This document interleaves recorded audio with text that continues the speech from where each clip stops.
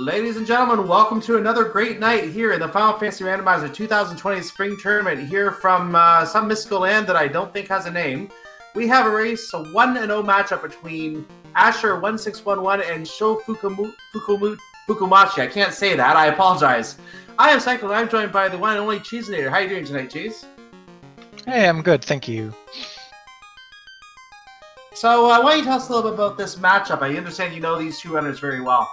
Yeah, sure. asher1611, ShoFukomachi, both staples of the FFR community.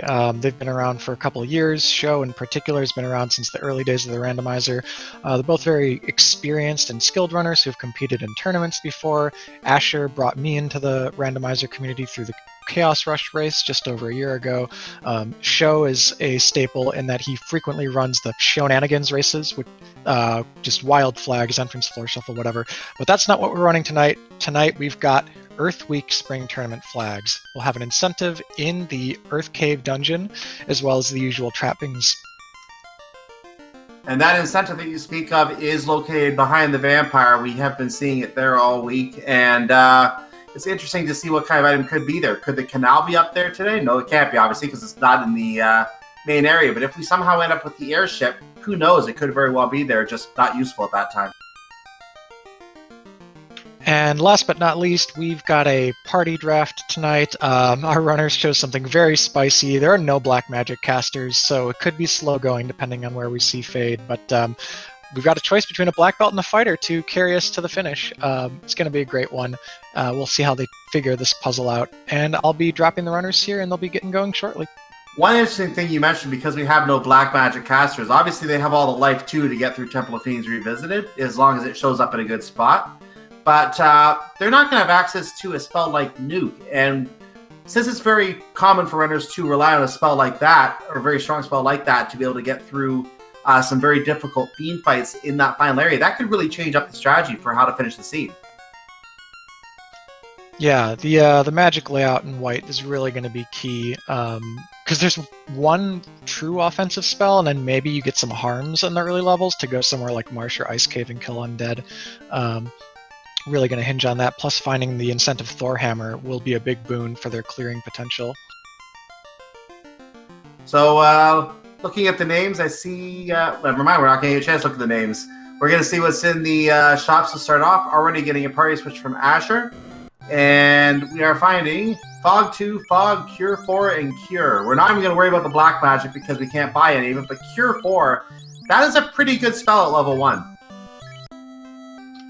The cheeky check here is Asher just being like, if we had a black mage, and maybe Sho's doing the same thing too, like, we're missing out on Lit 3. Ah, well, what can you do?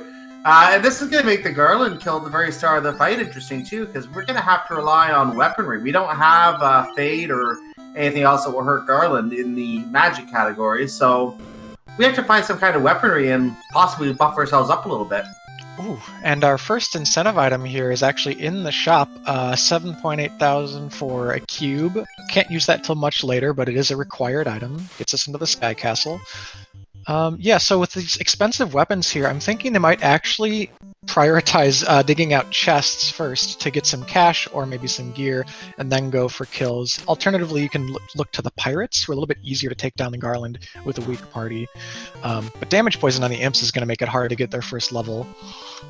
Now, for anyone wondering how we could have the pirates yet, notice they have a free ship right underneath of where they start. That is provided in this flag set. So they could just sail right over to Provoke if they want to, and as Cheeseinator mentioned, they can go knock out those pirates right away and get an incentive item. Possibly find some stuff in Provokas they can use as well and come back to get Garland whenever they're still ready. Yeah, a level 2 Fade could still really bail us out. The magic we saw in the first shop, Cure 4, that's wonderful, but it doesn't hurt enemies. So we got 8 treasure chests that are available to us, and we could kind of use tents and things to save scum our way across the world. We can check out the Temple of Fiends, the Dwarf Cave, and Matoya's. We're looking for that canal, but honestly, more so than the canal, I just want any kind of offense right now. Anything that deals damage to anything is golden. Yeah, that's especially true when you don't have a black mage. It's very common in the first part of the race to rely on the black mage to kill Garland in 2 minutes. And needless to say, we're not killing Garland in 2 minutes with this kind of setup. Yeah, and Sho is our first to level 2. Beats up on some imps and survives without getting damage poisoned out. So that technically puts him in the lead. Just buys a stack of 10 tents, and he's going to go hunting. Don't blame him. This shark, meanwhile, has a ton of HP, so even though Asher's fighter is doing respectable damage with that scimitar, still hasn't taken it down yet. Asher is also relying on the C because he's decided he doesn't want to deal with the those imps that you were talking about, but I don't think he's saving any time by beating up that shark. Yeah, I mean, either or. The shark was much safer, right? If you were trying to take down imps, you could just be gambling on reset after reset. Sho was really lucky to get through that one. And our run chance is going to be pretty abysmal in the early game here. We don't have a thief or a black mage. All these characters are about 25% to run right off the bat, so just getting across the overworld is going to be hard if you're trying to run. You're really going to need to use tents to save. So we're going to see a quick check of Matoya's. This, again, very uncommon. We're seeing Matoya before seeing Garland go down, and there's a big wolf pack. Asher says no to that. Batch of imps, Asher says no to that. Yep. We got the 800 gold and a silver helmet in the dwarf cave, so not much to work with. Matoya gives us a ribbon, though, and a great axe, and 3,000 gold. Matoya, you're too kind. Unfortunately, we can't get Matoya's actual belonging yet, which is use some kind of incentive item, or it could be one of 3 other items in the pool: the Opal Cheerio, the Thor Hammer, or the Power Bonk, the Power Gauntlet. And those are mixed in with the incentive items in the pool. 3 items are loose in the overworld. One of them is the canal. In dungeons, too, possibly, I should say, in dungeons. And in chests, basically. And 2 other items, we don't know what they are yet. So Asher's trying to get away with his spoils from Matoya.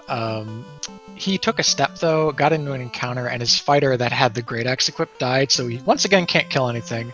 Sho, meanwhile, picks up not only a giant sword to upgrade his fighter in TOF, but also a cabin if he wants to go back outside and save again. That giant sword should be able to make short work of Garland, and also it'll get an elemental attack bonus against ogres and green ogres on the overworld. Asher is having the challenge of having to keep his ninja, or his black belt, I should say, healthy. Not something that we're used to seeing. I'm actually curious to see, because we don't have access to black magic, will the runners diverge to a one-punch man strategy and work up that black belt rather than rely on the fighter exclusively? That would be interesting to see in this setup. I think eventually they will, but you really need to lean on the fighter in the early game. He's the most survivable and deals the most damage. He's probably your main guy until like at least level 15. We get life 2, cure 3, A-rub, honestly plenty of great magic. Asher going to do once again the missing in action, like if only check at the black shop. Yeah, I kind of like where we're sitting, honestly, after the Matoya treasure. Yeah, this isn't too bad. So we have an Oxio and a Ruby. So the we know there's the incentive item in Earth Cave if we can get down to the speed bump. And we know that the Ruby will get us across the Titan's Tunnel. So Melmoth is looking good when we can get outside the Inner Sea. Yep. Also, pending what Bicky gives us after this pirate fight, if we get the canoe, we're in good shape to go explore more of the Inner Sea, but if we get some other key item, then we're going to have to dive into Marsh Cave because we have not seen the canal yet. And it's going to be a slow pirate fight for everyone. The only character who can reliably take out a pirate every turn is the fighter, and everyone else is just going to be kind of whiffing. Yeah, this is one of those cases where if you have pirates that know any kind of magic, you're going to have problems, because a bunch of pirates casting something like Fur 2, there's no chance you're going to knock them all out before they get a few of those off. Yeah, while the runners are kind of going through this early game slog here and making their way for their first few key items, I'll talk a little bit more about the matchups. So these 2 are veteran runners, as we established. They've got some different tendencies for sure. Asher likes to sometimes go like zig where other people would zag. He's the kind of person who will clear Sea Shrine before Sky, even though Sky has more chests, just because of the chance to completely avoid a dungeon that someone else spent a long time in. Sho is definitely a very thorough player. He likes to collect a lot of what's available in the game and be very certain that his one time through TOFR is going to be the only time. So we'll probably see those playstyles come in more when they've got choices later in the game, but right now they have no choice. They have to go to Marsh Cave. Yeah, we just confirmed from Bicky that the bottle is there. So apparently he's been drinking again. We're just going to take that and make sure that... Wow, this guy is being rude. Yeah, the NPCs honestly have been as tough of bosses as the enemies so far. And now another of those very, very beefy sharks to it. Nope, just run away this time.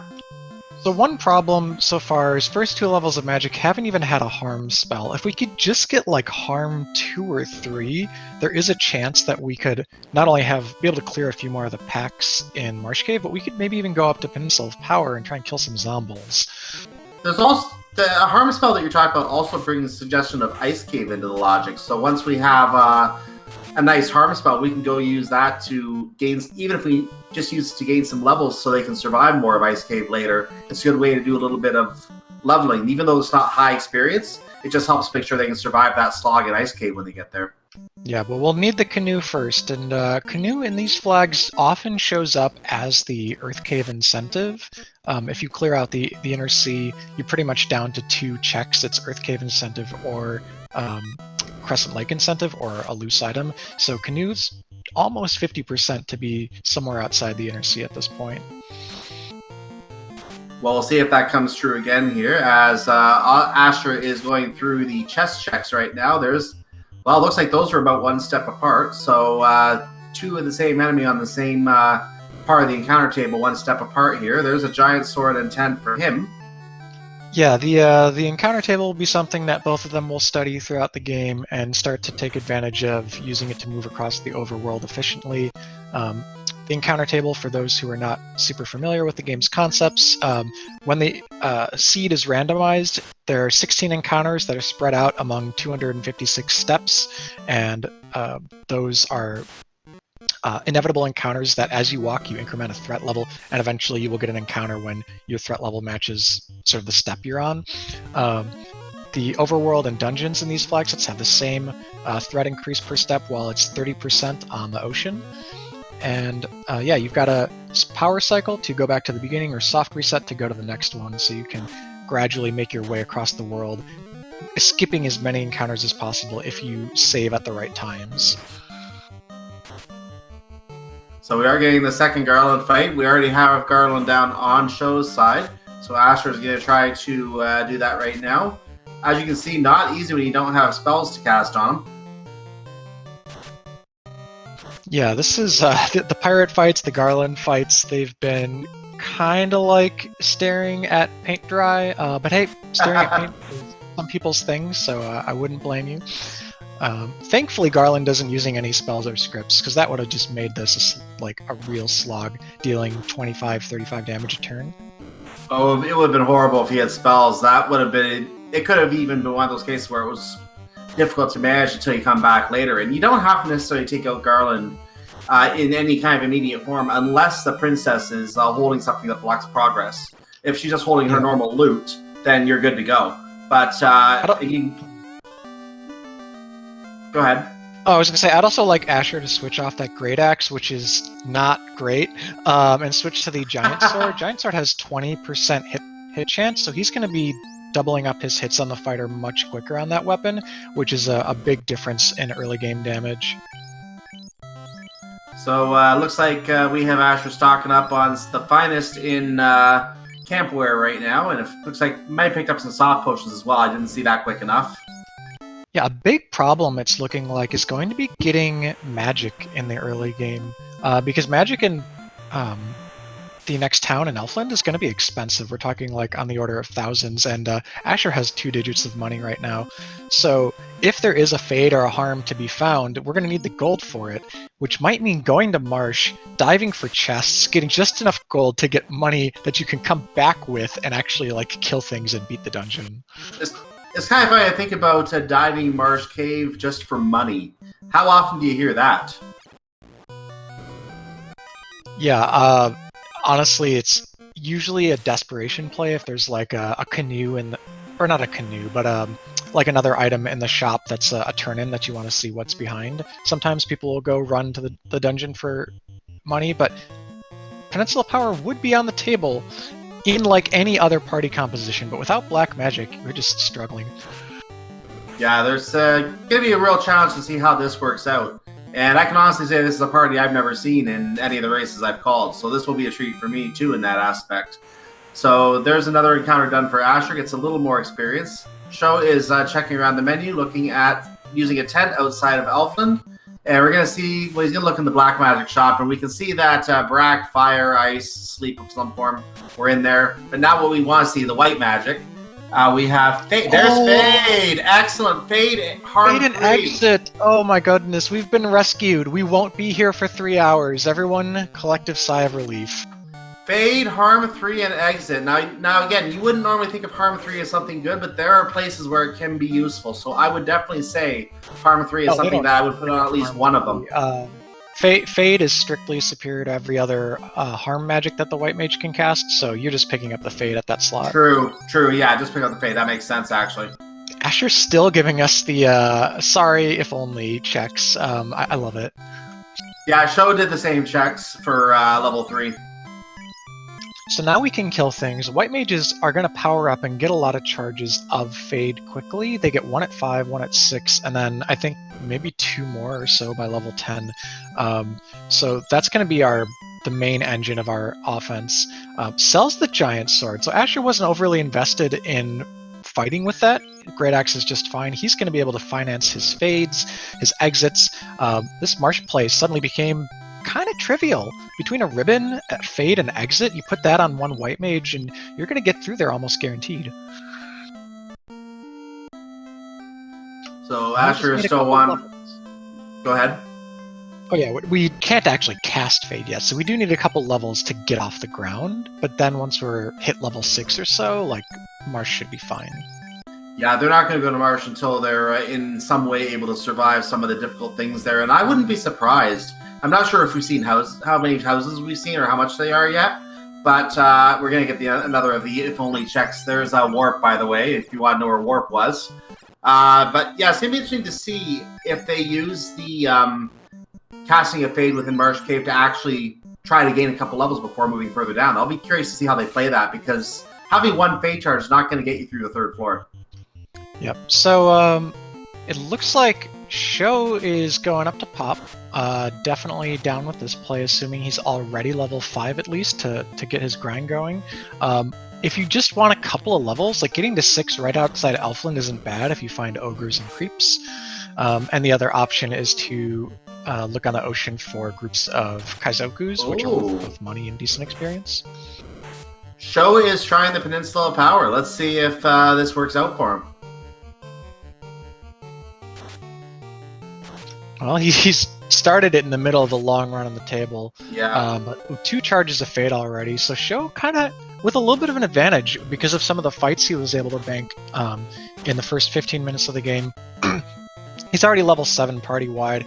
I think he probably takes this up to like 8 to 10, or just, if he doesn't have a house in his inventory, maybe just add until he runs out of Fade charges. Yeah. But regardless, it's going to be pretty fruitful. Yeah, this is going to be good for him using those Phase spells. And having 2 white mages, that means, yes, you only have, might only have 1 charge, but that's per white mage, so you still have 2 charges. 2 times 2 is 4, and so on. Bailed out by turn order there. He didn't take out one of the enemies with a Fade, but instead of wasting his other Fade, his fighter went first, killed off the Zombo. So that tiny amount of resource management there is super relevant. Very good turn order. And Sho getting a Tyro and immediately resetting. I think he's not a stake person. Yes, you need, like, since they tend to roll like 400 plus HP, you need just one consistent way to deal damage to take down a Tyro, and they also don't give a lot of gold. Big packs like this, Giants, you can probably take down with 2 Fades. This will give you a lot of gold and a good chunk of experience. I think he'll be happy to take this one home after finishing this out with his Giant Sword. By the way, elemental advantage. The element advantage in the randomizer not only works, but it's been buffed. So fighter Ubi, down. Yeah, Ubi has been down for a few seconds here, and this is worrying. So Fog 2 is not going to help the fighter. It's going to help everyone else. But Burn is out of fade charges. I didn't catch if Esh Yeah, has they're, any they're fade. both But on fade charges, but we got a crit, a very rare crit off that Iron Hammer. There's definitely a chance that we can take out these giants, finish the fight, and get out of here. But he can also just reset to his last tent if this doesn't go his way. Well, the other white mage is down. That's worth a reset for him. Yeah, if we just got slightly better fade rolls there, we would have been in great shape. But this fight's going to be fine too. These zombies have about 120 hit points. And that fade is taking them all out. There we go. Instant experience. Yeah, really good encounter. That's probably the best one to see because of both the experience rate and the fact that one fade could do the job, which means he still has one more in the tank. He says no to a couple scorpions. Meanwhile, Asher, is he heading to Marsh Cave or is he just grinding? Yeah, he's heading to Marsh Cave. Yeah, I think he got his fade charges. He ground, I guess, past tense, ground right outside Elfland for a little bit. So Asher kind of doing the quicker play, wants to get the information sooner. Maybe there's just a big boost of gold plus a canal right in the top of Marsh and he can be on his way. But show these levels he gets, he's going to be able to bank these for later. And this party absolutely needs levels. And Asher is finding that it's all over now. They took out his thief. I assume that was not meant to take out the thief yet, but he is keeping it down. He's not reviving it, so he is going to win without the thief. Or the black belt, sorry. The black belt, yeah. The black belt doesn't really do anything now. If anything, funnel levels onto your early game carries, and then look for that black belt grind in the mid game. Maybe when you get to Earth Cave, you can check some shuffled spike tiles for good encounters.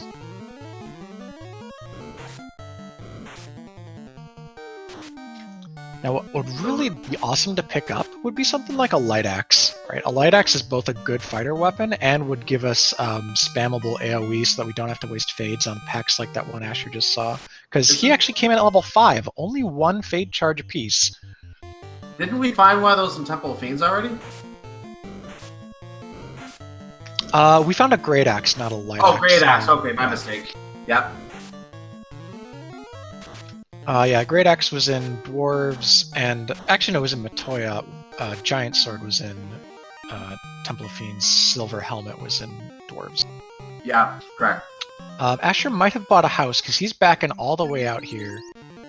No, he bought a tent. Oh, he just has tents. I don't think they had tents. I don't think they had houses in Elfland. This is unfortunate. He's wasting a lot of travel time having come here with too few resources. Yeah, having only the one fade charge, I thought it might be a little bit of a gamble for him to come here. But again, gambling is part of the idea of this, of how this works. You have to make the right play at the right time, and this is not looking like the right play. He's just traveling back to the town, and he didn't really get a lot done. Yeah, he's basically just coming back here for an in trip, and maybe bring up that black belt. No, okay. There's the argument to have the experience funneling early, but there's the argument the other way of, ooh, that's an expensive house. Wow. There's the argument the other way that any body is a good body if it means you get out of battle alive and have someone else that can act to run, because running is super critical at this stage of the game. And yeah, that housing market is awful today, it looks like. So we're not going to be getting too many of those early, I don't think. That's not a good situation not for Asher, when you're dealing... Show Yeah, I was going to say, that's not a good piled situation. on the gold. Sorry, I was going to say, that's not a good situation when you're dealing with white mages and needing to rely on their fade to get through. Yeah, Sho got many thousands of gold from that dive out east. That could fund houses, that could fund pro rings, which were in the Elfland shop for 4K. Really a lot of luxuries he might have been able to afford. I didn't see which all shops he stopped by first, though. But he does have 2 houses. And he finds an asp and says, nope, that's too quick of an encounter, not enough gained off of it. So moving on to the ogres, he is going to just simply run from that one. Yeah, with Sho's levels now, he's above that 1 in 4. He's up to about a 1 in 3 to a 2 in 5 chance to run on all his characters. You as you gain luck in your levels in the early game, it adds up pretty quickly to pushing your run chance up, and in your 20s or so, you'll finally hit 50-50 to run. So we just got to see the Marsh Cave, all kind of unfriendly pack of monsters there. All four different types there. Very Interesting to see all four of them together there. We got a dazzle from the scum here. So I don't see anything else dangerous with that, but that can be dangerous paired with something else. Red bones, which fortunately only show up as a single enemy in this mob that that Asher is fighting. They have fire 2, and that's what just wiped everyone for him.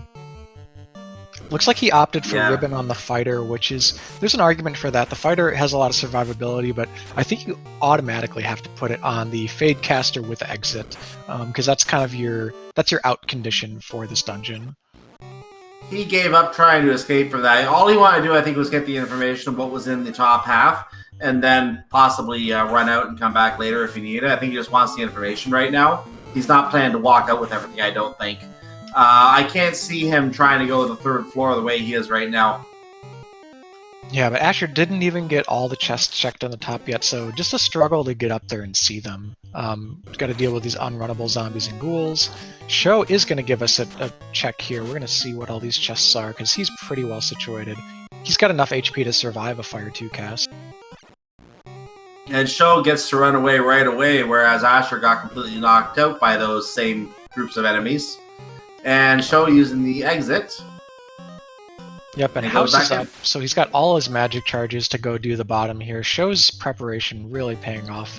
This is something I mentioned earlier about the playstyle he likes to go with. And having that exit is going to really help get out of here whenever he wants to bail as well. He can just leave whenever he wants to, so that's very convenient. There's a cabin and 541 gold for Asher, and he resets and decides that's not worth it. He's going to charge out here.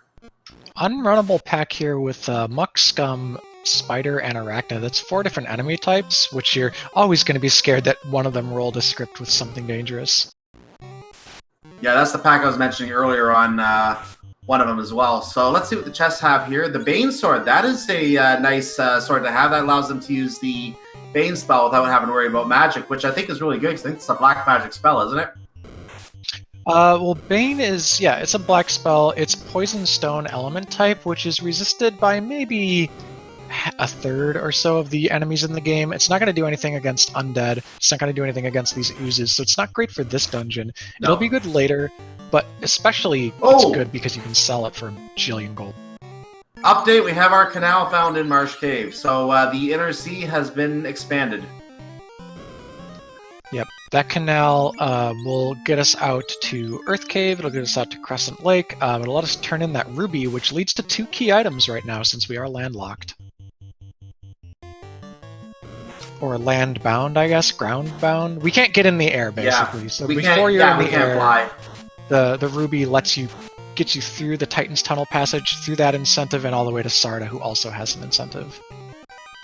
Now, if they want to, they can sail all the way up to Onrak. I don't see anyone doing that right now, though. Yeah, we've already seen the shop item. The shop item came out of Caneria with that cube, so no need to go out of our way just to check for a shop item.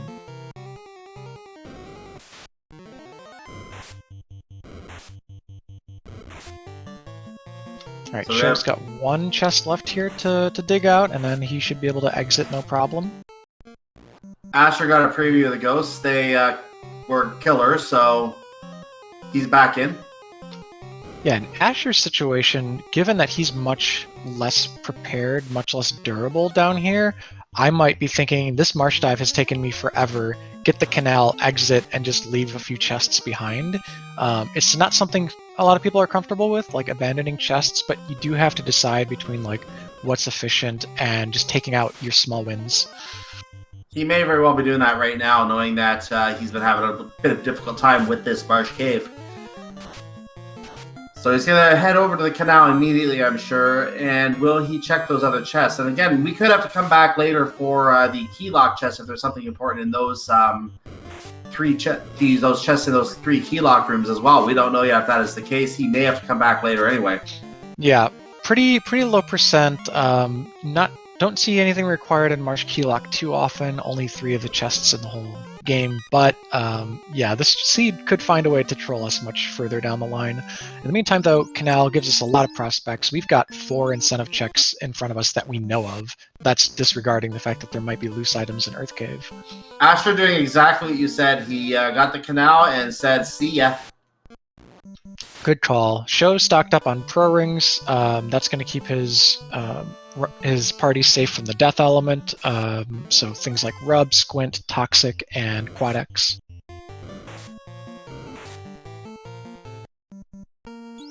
Yeah, it looks like Asher is continuing to go with the black belt. I mean, down. So it looks like he is going on the three-man strategy here right now.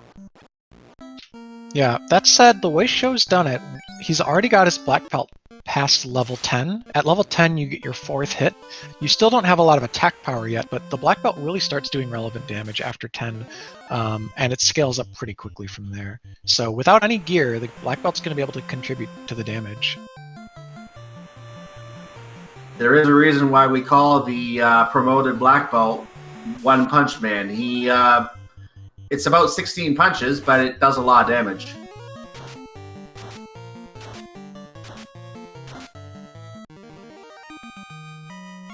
Ooh, nice little chunk of gold there for Asher. Gets 1100 off those Kaizokus. Kaizoku being, as far as the translation goes, that actually just means pirate, which we also have pirates in this game.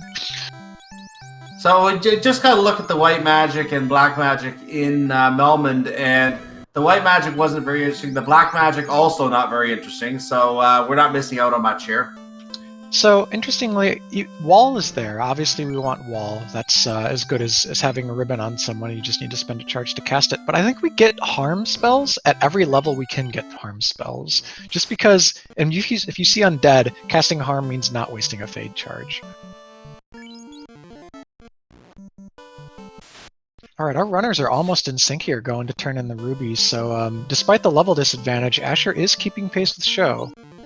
And the Titan is now very well fed, and Sho going to go down instead of exiting first. He knows he can exit from here if he knows there's something horrible in here anyway. And Arachnids, not really horrible so far. Yeah, it's something that gives a lot of runners flashbacks, but Arachnids aren't going to be causing us issues today. So let's see what is in the Titan's Trove. A Flame Shield, Money, Heal Helmet, and Sync TNT grabs from both runners. Okay, so the TNT gives us one more fetch quest to turn in on the Inner Sea. We've got plus 5% per key item experience and gold scaling today, so that'll add up, make that black belt grind easier when it probably comes down to it later. But more importantly, it's something that we can turn in. It's not something like a slab, so we can do that pre-airship, pre-canoe. So we're going to see what starter's item is now. We just got our TNT. Are we going to get the adamant? No, we're going to get the canoe. All right, seeds open. Yeah, runners, take your picks because we can go to, 3 different new incentive dungeons just based off that item alone? Yeah, there's a lot of options that just opened up. Ice opened up, fire opened up. If they want to, they can just go to the waterfall and check what items in the waterfall. Castle of Ordeals is open. Yeah, there's a lot of things that are now available. Yeah, I think so. What you'll probably see, unless someone's really feeling gambly, Earth is a possibility, but you have exit, but you're probably double dipping that unless it's exactly rod in the bottom there. Floater is the best possible find, of course. More likely you'll see them go look elsewhere for a rod, and then once they have it, they'll use that as an excuse to come back, full clear Earth, and get the incentive on the way down.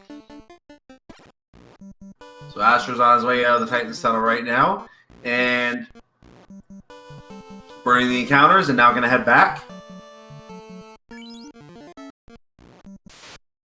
So what I'm looking forward to, though, is whenever the first runner does get into Earth, what are our grind tiles? Because there are 3 grind tiles right there on the first floor.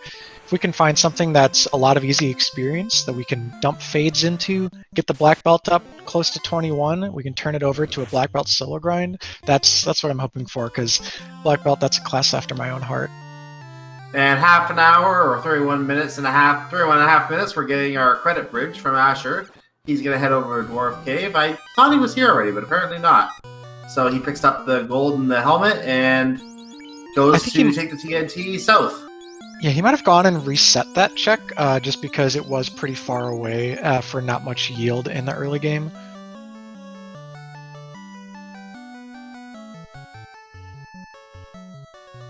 So what are we going to get for the TNT? We get the Thor Hammer. It's genuinely good. I'm happy. I would be so thrilled to have that Thor hammer right now because that's free AoE that you can spam against almost anything. Very few enemies in the game resist lightning.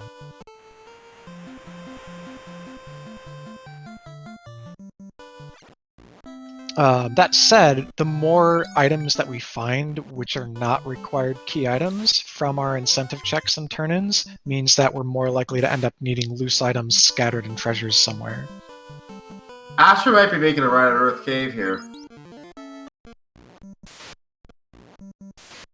If he feels that Marsh didn't go well for him and he's maybe spent a little bit too much time in the early game, he might be making a bit of a play here if he feels he's behind. Alternately, he could just be saying, it's time to activate the black belt. That's going to make the rest of the seed 90% easier. He checks out the Hall of Giants, finds, well, not really giants. And he also finds a dead fighter. Those lobsters have 3 hits. They are just pummeling. It'll be hard to just get past this fight to see what's behind. Also, the palette swap is really messing with my head here. These are asps, which have been renamed and recolored. These are sea snakes, which have been recolored to look like cobras. But cobras are also an enemy in this dungeon. Just watch out for what palette those have. Yeah, they can be a little tricky to find. Like, I'm a little nervous reading this myself because I'm seeing how the palettes are swapped. But there are the trolls, and we don't... I don't know if he's going to want to hang around and fight these for too long. He might, though. You know, he's just going to be happy to take the handful of levels it got him, exit back out, assuming he has 1 or 2 houses on hand, or 0 houses. Okay, so he's got to be pretty careful with these fate charges. I didn't see what his cash total was last time we checked, but I'm assuming he doesn't have a lot of money for houses right now either. Yeah, given the small amount of resources available, this is probably just a top floor check for Asher. I don't think you'll see him commit all the way down to the 3rd floor, because he just might not get there. There was some fantastic money for him there. That'll get him a couple of houses when he needs them later. Yeah, maybe something like swinging by the south dock at Elfland, grabbing a couple houses, and then going to Ordeals and Waterfall could be a play. Also, nobody's been to Crescent yet. The Circle of Sages will have a free key item for us. As well as some level 6 magic there as well, which may or may not be very expensive. 4,013 gold and a cabin, which isn't a house, but it's at least something you can still sleep in.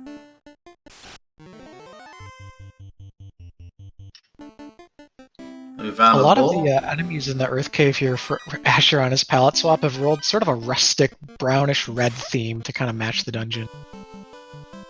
Did Asher save the first gold pickup, because he didn't save these last ones?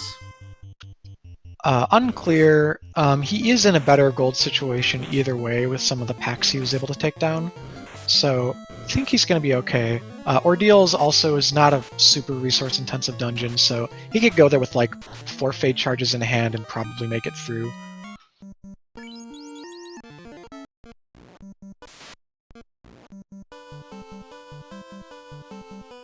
So you can head back to the town right now, and Show's going down. Yeah. He's going to see at least the 2nd, if not 3rd floor of Earth Cave. Well, this is going to be interesting to see if this works out. I think Show might be high enough and weaponed enough to be able to pull this off. He doesn't have the rod. He can't go to Lich right now, but he is definitely wanting to get some good items here if he can find them. Yeah, his 2 best pickups by far are the Rod, which lets him finish the dungeon and means that it will be last locationed by Asher, or the Floater, which just means he gets an amazing speed up that he can pull out of here with. And that would give him a mile of an advantage over Asher at that point, because Asher left it behind, if that's the case. Let's see if he does find anything after getting through these this horde of asps. Alright, South Dock strats for Asher, so gonna probably grab a few houses, maybe more heal potions or something, and be on his way east to Crescent. Well, we found a large knife. Well, you know, there's a snake in here. If you're really getting down to it, you might have to chop up some snake and cook it for survival. Snake stew. I think they're the poisonous variety, though, aren't they? I'm sure there's a way you can cook it out, right? I don't know. I'm not a biologist. Okay, so looks like Sho is done with his treasure check. Probably going to head down to the 3rd floor at this point.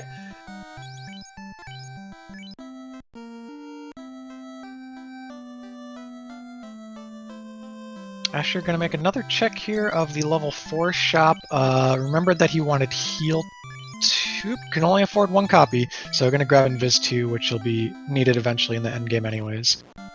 I'm wondering if he should use the exit instead of, or maybe he didn't have the charge of it when he left the Earth Cave. That way he could walk out that money just easily. Yeah, I can't say for sure what his situation was, but he's actually not gonna go to Crescent. He's sailing south. He's going straight to the incentive dungeon. What I do question, when you've got Canoe and you're at the Elfland dock already, you're pretty close to doing a quick wraparound to Crescent for a free incentive. And if that's your floater and you get in the air right there, well, there's so much upside to that check, but it's okay. I don't usually see access to this area for... Oh, sorry, I'm thinking of the wrong area. Sorry, this is Ordeal. So yeah, we are going to see Ordeals right now. And I thought that was the top of the waterfall area for a sec, which I don't see very often, so I was confused. But we are going to see Ordeals right now. We are going to see how this maze works out for him. We're going to see what kind of nastiness awaits in here as well. Yep, so unlike the vanilla game where the pillars all go to the same place every time, and you just pick the bottommost pillar every time, the randomizer has shuffled pillars, which it's basically a 50-50. You go in the right way or the wrong way, and you can frequently get sent back to earlier parts of the maze. So Sho just walked into an empty room and picked up a crown. I don't think there was anything else in that room. I'm not 100% sure. But what was interesting is that the other scene I just called tonight also had the crown, I think, in that room. And I was actually amused by that. Yeah, I did see a race earlier with a crown in Earth that ended up leading to Floater. So hey, maybe Sho will turn that in. It's pretty easy from here because you can dock at the west side of Astos and just go in through the river with your canoe and turn in the crown. And gosh, anything still would be good for him, but especially Rod and Floater. And I think you are talking about the race I called. I remember that. So looks like Asher is up on the 3rd floor, finds the silver helmet in that treasure chest there. Gonna continue working through the pillar maze. Actually, that was still 2nd floor. I was mistaken.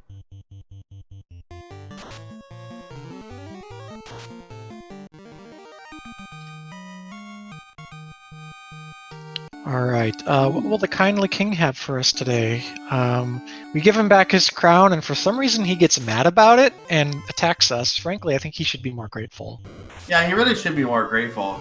But we are going to get the herb. This is kind of vanilla. No, actually, not quite French vanilla, because normally you have to go with the crystal to Matoya. So we're probably going to get the herb. We're going to take that to the prince. We're going to get the crystal, go to Matoya, and find, I don't know, a power bonk.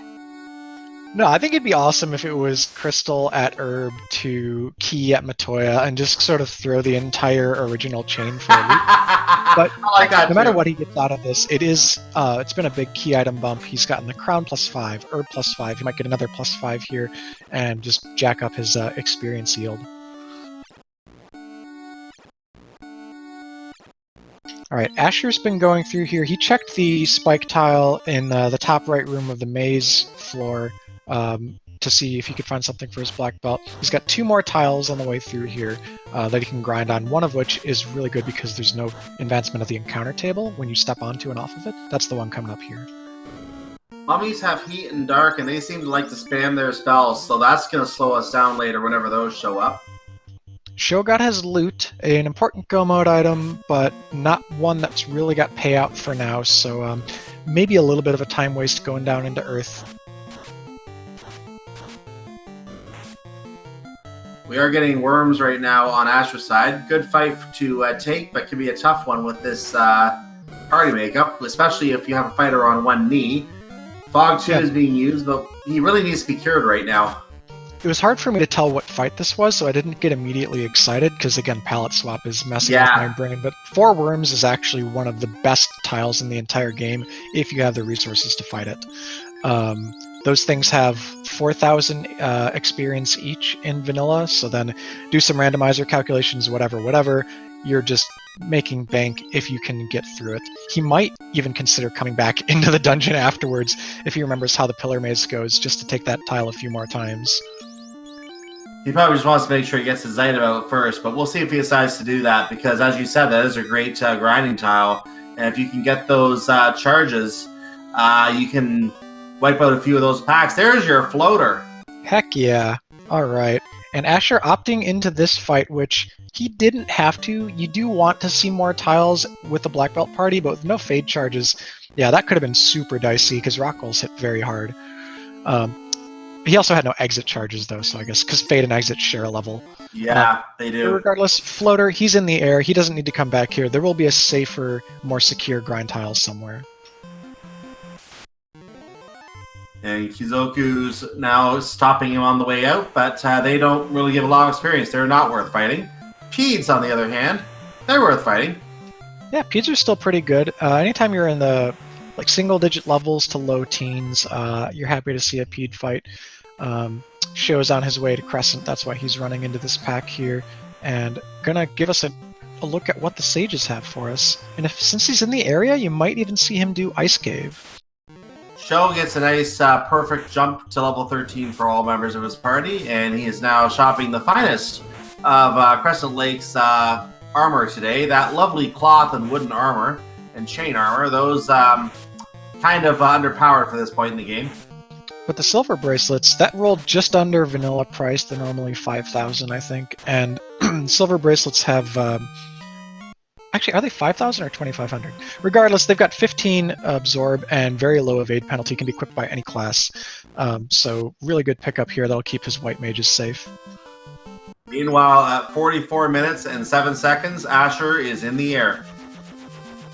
And at the same time, Sho is picking up the tail. So I bet Asher could use that right now. I don't know if he's been to Crescent Lake yet, but he can use that I don't think Asher wants the tail. Now, granted, we have Night Learnable Cure 4.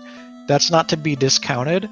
I think what we probably have to juggle with this party is get the black belt its levels pre-promotion, then try and maybe keep the fighter down, then bring the fighter back up, promote, and get some magic charges so it can have Cure 4 and life magic. I could see that.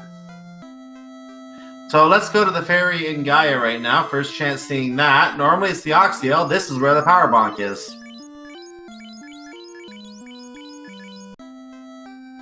Okay, so Power Bonk is a win condition. Even without Fast and without Temper, if you can get Evasion stacked up on any Light Warrior, the Power Gauntlet can win you the game. With the amount of curative magic he's got, there's a path to victory that doesn't involve the Black Belt. The question is, A, do you take it? And B, how hard are you going to have to try to power up your weapon? If you've got the Masamune, the most powerful sword in the game, not very hard. If you're working with a flame sword or a ice sword, it's going to be much harder. So Asher going back to Canary, getting the cube that he needs. Sho, I don't think, has picked that up yet, so Sho will need to remember to go back there as well.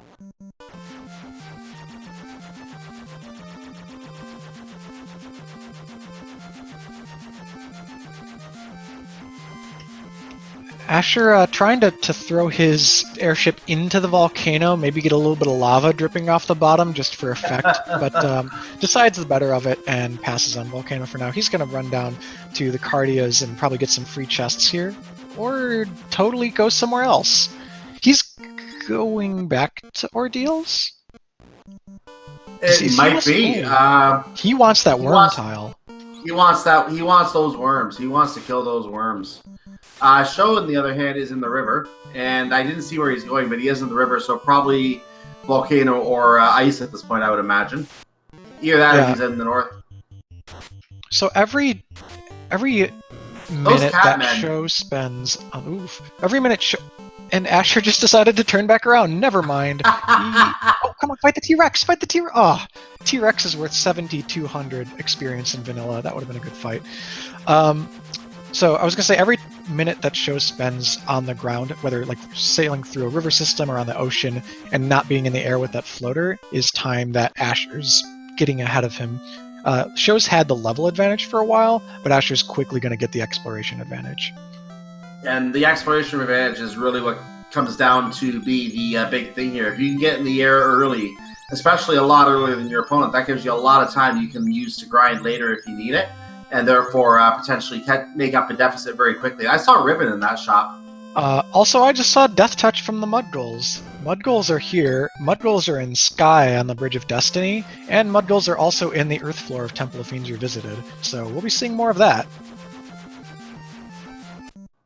So Asher is going to do the exploration of the volcano, and meanwhile, it is the waterfall that Sho is going through right now. We are going to get our first look at the armory. I believe he's going to go straight to the armory if he can. Nope, he's going to do the other chest first. Gold bracelet, that's an excellent late game item to have. Yeah, there's some interesting party setups here. So Sho decided to leave that fighter dead. If Sho comes across a good grind tile here in the waterfall, he could maybe just have 2 light warriors up, grind the black belt and the white mage up to a decent level, and then exit his way out to make sure he gets out safely. You would never solo black belt grind here deep in the waterfall, not with Death Touch Mudgulls on the way. Ubi is still down on Sho's side. And Sho is now also down on Sho's side. So now we have just Brian and Esh to... they looks like they brought someone back to life. Black belt is back alive, so he's trying to grind the black belt right now. Yep, but not a good tile to do it on, so just wants to get through here, check his 6 chests and his incentive from the robot. Burn is a bit stunned right now. There's some big pickup for Asher in the armor. He got the defense sword. Ash has found the Frosties. I believe that's the trap tile since it's in the volcano, so that must be the trap tile where the 3 chests are in the armory. Or, yeah, that is where it is. Yep, so that's a good kind of a group grind that you can throw a couple fades into. Asher still hasn't really seen a good solo grind. Neither of the players have. The Ice Sword's an upgrade over the Coral he's been swinging. And that defense just a moment ago that was picked up, that's another win condition. Defense plus power bonk equals any light warrior can beat a mostly physical fiend. I think he said something about a light axe earlier too. He just picked that up in the last chest too.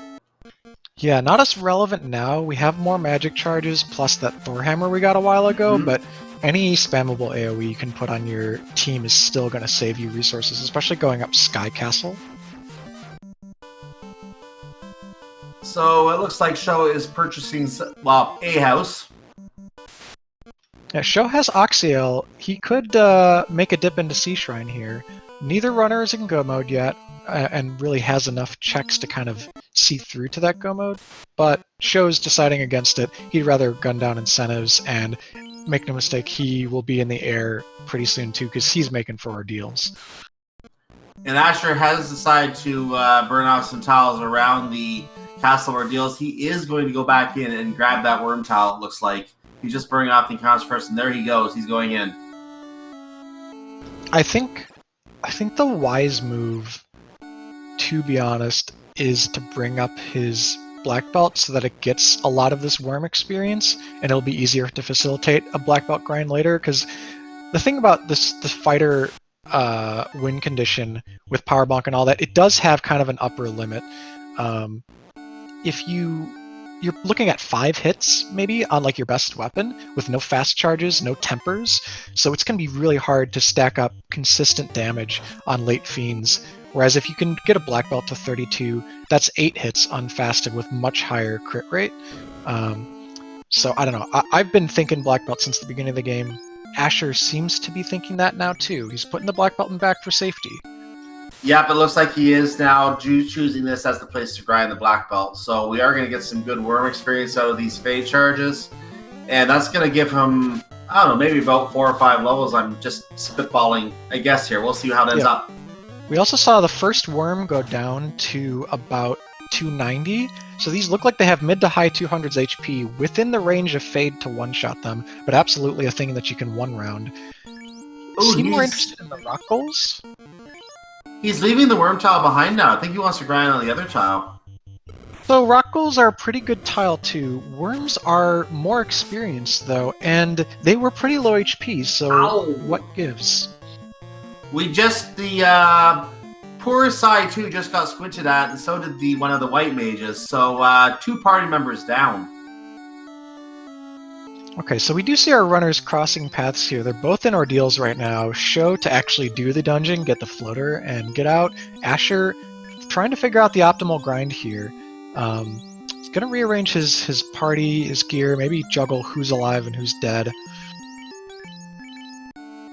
Well, he only brought up the one white mage, and I believe he wanted to save that life 2 charge, because I think it's on the same level as something else, is it not? Okay, no, I know what Asher's setting. Asher's trying to set up a 2-character grind with just the black belt and the white mage casting Fade. He's probably going to let the fighter tank up some hits. Alternatively, this is like a 3-person grind, which is a little awkward here. I don't know what grinding 3 characters gets you. Well, Sho is about to find the wonderful trap tiles in here, and we're going to see what he decides to do with those. Ultimately, you are seeing like a combination of runner experience and runner preference here, because there are so many ways you can level a party like this. Some people really love black belts and have the strats nailed down. Some people like them but don't want to use them unless they're forced to. And some people just kind of don't know how to handle it optimally. So I don't know what all is the case here and where we'll see each of these runners go with their experience funneling. I see Falk making a suggestion in the chat, another of our community's members here. Why not just use the black? But I'm sorry, I'm reading the wrong one. I'm actually looking at Uriel Man, who's saying when one white keep one white mage up, then when that charge runs down, bring the other one up, let that one die, and then use that other one to use the charges. That keeps the 3-man. That's a strategy that he's suggesting. Yeah, that makes more efficient use of your resources and doesn't put too much experience on the white mages. Also of note, these Rockwells have about 200 HP, so a little easier to kill, can go down in 1 fade more easily than the worms do. So you know what? This is fine too, Asher. I think he's making a solid play.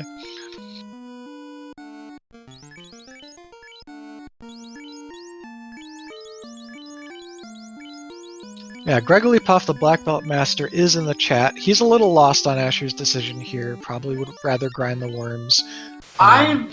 Sorry. Oh, just go ahead. I was gonna say, I think the logic he's putting behind this is that if he ends up having a hard fight against a batch of worms, he has to somehow walk it out. They have Stone Touch, by the way, or some kind of stone. Glance, actually, that's good. Glance is good. In fact, Glance is amazing here because you know what's better for doing a grind than dead party members? Stoned party members. That's true. Because you can get into a situation where you're funneling all the experience onto just one living member, and then when you're done with all of it, you unstone someone that's got exit and get the heck out of there.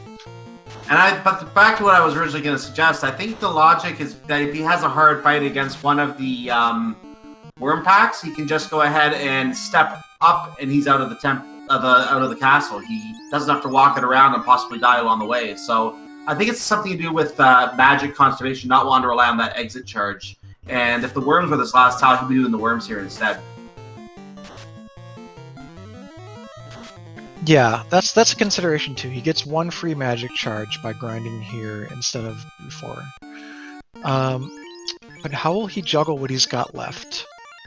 Because he's getting low. I think he already used most of the fades on the other white mage. So he is leaving those 2 party members stunned. I can only hope that keeping it 2-man like this is not going to come back to haunt him. But I know that there is a ribbon in the party, and I believe the ribbon guards against being stoned, does it not? Yeah. Any kind of elemental attack will be 3 out of 256 chance to hit you if you've got a ribbon on. Now it can still hit you, but the odds are not there most of the time. Yeah, just about 1.5%. So what's the plan here? We've got a not super well defensed party. He's trying to grind up here a silver bracelet and a gold bracelet. They're going to take pretty hard punches. So he looks like he's going to use Invis 2 to defend and try and just get through this with black belt punches. And he's got to be careful because that white mage could have been glanced there. I don't know how many softs he has in his inventory. Yeah, that could have been a little costly if that white mage got glanced on. So while we've been focusing on the intricacies of Asher's grind, which has been admittedly difficult to set up, Sho got his floater, left ordeals, and has gotten it in the air. He's now doing some roundups of his equipment, coming back here for a cold bracelet he can't actually afford Wow. in Provoca. Those are 56k. That is expensive, even for a gold bracelet. But blink and you miss it. Asher is maybe gonna die. He got surprised here and took a ton of damage. He's going to try to Oh, he needs to get out of here. He needs to run. Run! The defense has to work, or else he's going to lose his whole grind. He lost his whole it. grind. That was really risky setup. He went into that fight without the white mage being full HP, got ambushed because got ambushed. It's unlucky, but he also wasn't optimizing for it by putting his highest agility plus luck member in the top slot. That would be the black belt. Yeah, there's just, and he's going back in, so he's really determined. He hasn't checked a lot of the other tiles in the game. There could still be grind tiles in Sea, in Volcano, in Earth, Floor 4 specifically. You don't have to commit to this, Asher. And the reason I like him going to the other tiles instead of going to the other areas is he can check some other chests and look for other key items along the way, because the time that he's spending grinding here, he's not getting any information about anything else in the seed. Yeah, it's going to be easier for him to get through it later, but will he get to all those items before Sho is on his way to the end of the game? That's the question. So I think sandworms could be using his time better. Sandworms. Wow. I missed this tile earlier too because I queue this game mostly visually. I don't look at the text so much, and so I'm thinking like if I see a light yellow colored worm, oh, that's sandworms. But it didn't register to me when he looked at this tile earlier. Sandworms is what he should have been grinding the entire time. Just sit there and punch it with your black belt. Yeah, Sandworm is one of the easiest, freest grind tiles to level up a black belt on. They usually have around 200 to 300 HP, don't hit very hard, and if they don't roll a script, or even if they do and you've got a ribbon, you're good to go. This is just, yeah, this is easy walking.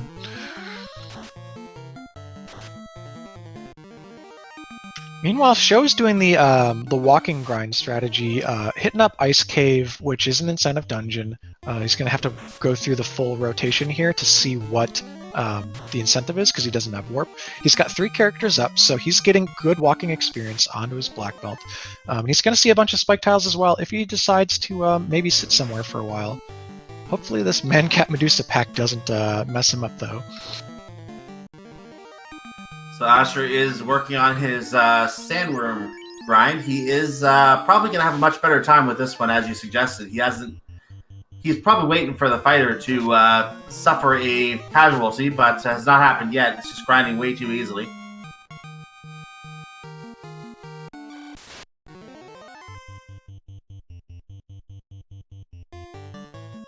His fighter's also poisoned here, which will help kill it off. The sandworms have, looks like under 300 HP, maybe at the 250 or so range. Let's take a look at this one and see. That was 65, 160, that was 215. Yeah, that's not bad, wow. So the black belt, already dealing decent damage in the low teens, is going to be able to start one-punching those in the high teens, and then for sure, once it hits 21, it gets that 6th hit. So if Asher can do this efficiently, make it pay off, get this black belt to 32, and get the heck out of here, he can still come back from his time loss, but Sho has been overtaking him in exploration advantage in the time since Sho's been in the air and Asher's been spinning his wheels.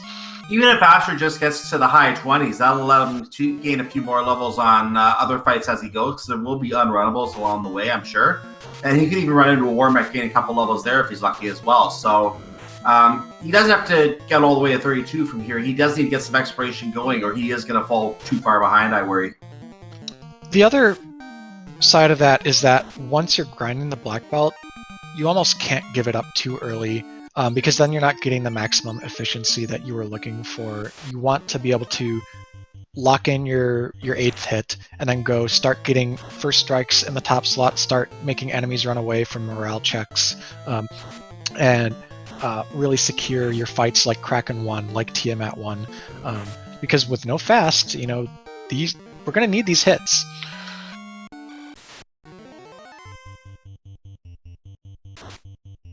So So, there was 166. That was a one-hit kill on the Sandworm. Oh, that's great. It's really good news for him.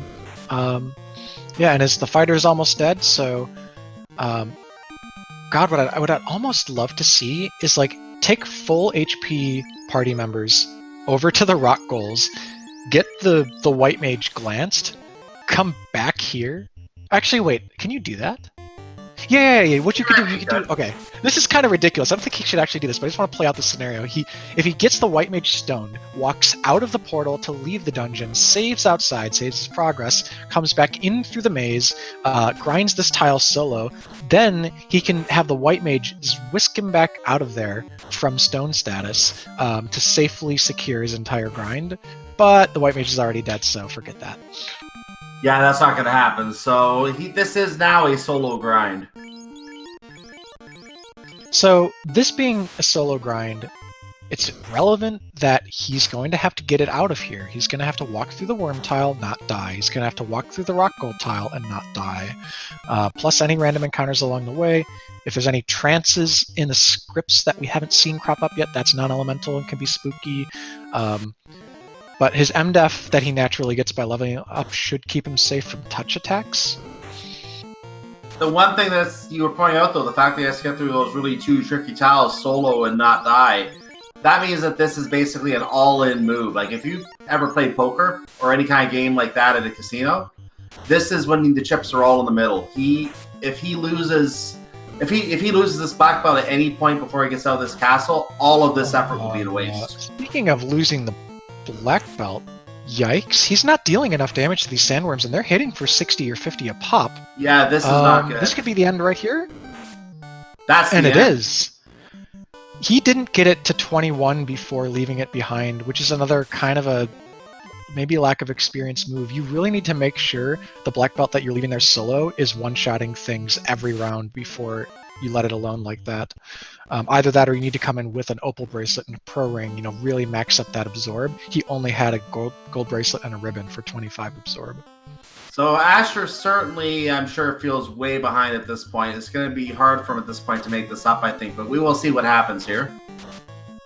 Yeah, now, Asher did opt into this to a degree. Sho drafted the black belt, first pick. Asher countered with fighter and white mage rather than fighter and some other more balanced pick that gives you more offense, like fighter black mage, fighter red mage, and allowed Sho to come back with a pick that didn't give him black magic. So that black belt got cornered into being the win condition, and Asher had the chance to give himself an alternative way to play the game, did not. So he's sort of opted into this black belt grind, and unfortunately he's not been able to execute.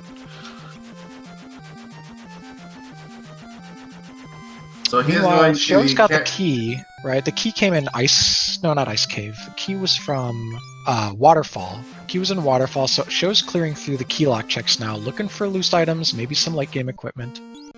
Got a lot of money. Yeah, I think other than those high-priced gold bracelets, we're probably past the need for too much cash. But the other thing key locks get us is more grind tile checks. In Northwest Castle here, we've got 3 chests plus 2 grind tiles, and TOF key locks have 3 chests and 1 grind tile. Question is, are we going to get one of those grind tiles that would have been better for Asher in this case? We're going to find out. There's a Vorpal. Game Changer has been located. There is the Naga and Gray Air trap tile. The Gray Naga in the air, I should say. Sorry. So it's worth noting that Vorpal is like a pretty hype pickup if you're Asher and come do the key locks, because Asher's tried and failed to grind the black belt twice. However, you could still go promote Vorpal, defense, power gauntlet, win. So if Asher does his key locks after Waterfall, he might decide that that's his win condition, and maybe TOF Revisited is not that hard today. Maybe he can get through on a lower level. So the Perilous have been found. They are squashed by a Thor Hammer. And it looks like Asher is on his way to get his key.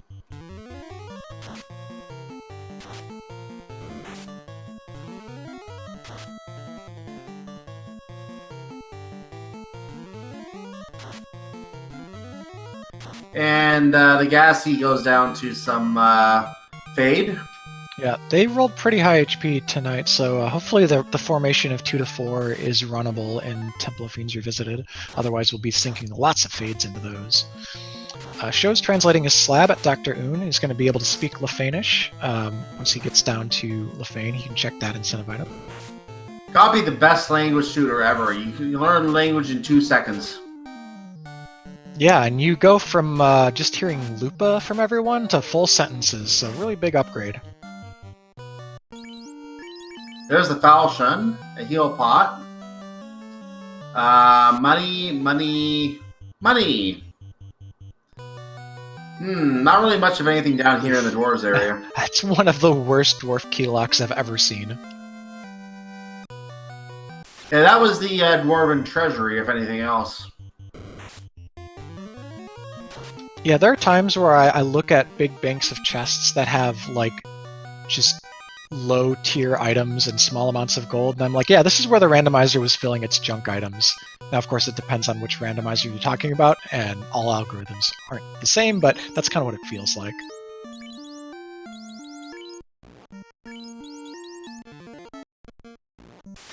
So Asher is down at the waterfall, uses his exit to get out of there, and he's going to head... I wonder if he's going to go to Onrak at this point and go to the Sea Shrine. Yeah, we're looking for just a couple of key items. Knowledge-wise, we, as the casters and the folks at home, we know that both runners need to find the rod, and both runners need to find the chime. Those are missing in action. But between the two runners, we have seen the other go mode items: key, loot, oxyl, and cube. Sho's about to show us one more new check here when he gets down to Lefane.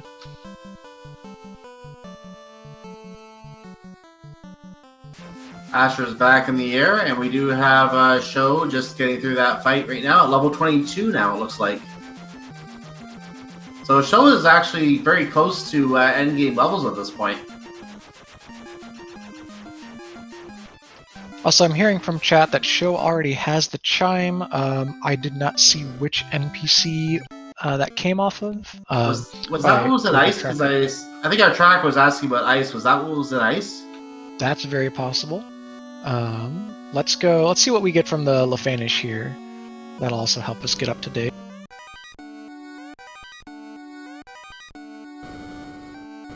It was the same area as the slab, apparently. Oh, maybe that was another check in Dwarf Cave. No, because they both have turned in the TNT and neither has the adamant. Alternately... Yeah, I don't know. So we'll have to do a little bit of quick cleanup here to make sure we have the bead on where all of the runners' key items are, but we know that neither is in go mode yet.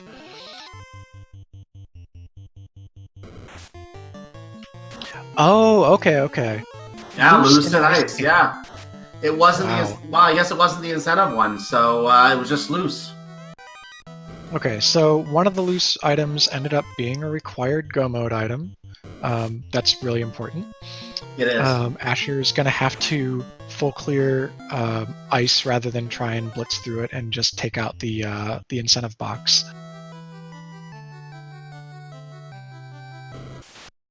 Asher doing a kind of a low percent play here, looking into these 3 boxes that are guarded by encounters in Temple of Fiends Keylocked. It was a chance to see another tile, but a chance at 3 checks that, you know, it's a little bit of investment, a little bit more so than the other key locks, which are free steps for fewer chests comparatively, but he's heading into dwarves now. Going to be rewarded with absolutely nothing, just like Sho was a few minutes ago. We just found our steak and wings combo. Sho runs away from it, unfortunately. And Asher is heading back down to the bottom of Dwarf Cave, is going to turn in... Actually, no, he is checking the key items. He already did turn in the TNT. And he's going to find all the garbage down here. Yep. While Sho is in Sky, he's clearing out Mirage 1. Still full clearing because, you know, we're pretty good odds to have a loose rod at this point. But Asher realizing that he didn't need to save any of that and just resets back to Corneria. I heard an ooh.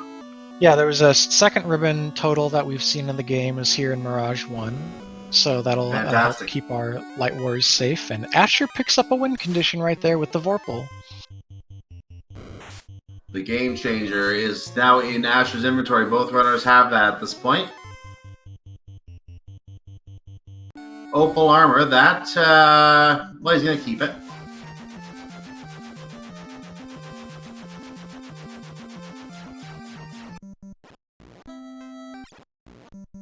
And back in he goes. And he's going around the second floor right now. So we're going to see the greater than, less than room here. And I have more often than you'd imagine, I've seen something in here. So let's see if this room actually pans out today.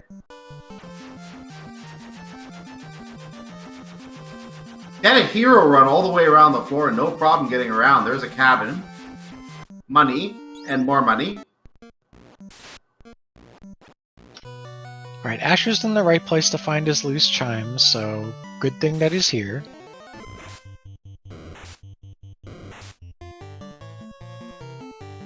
The Catmen have appeared with the Saber Tea, and they go down, they're faded away.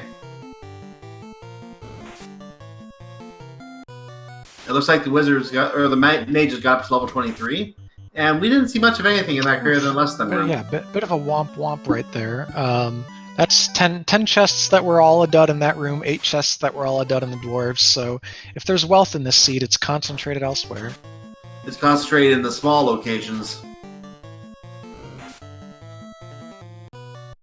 And, oh look, the speed, here they're called vampires. Yeah, when you get a big pack of them like that, they're not only much more dangerous than the one by itself, but also worth a lot of experience and gold. Pretty good pack to take if you've got the AoE for it. But Sho seems happy with his grinding so far, doesn't need to take that, and the fighter remains, Ubi is still taking a dirt nap.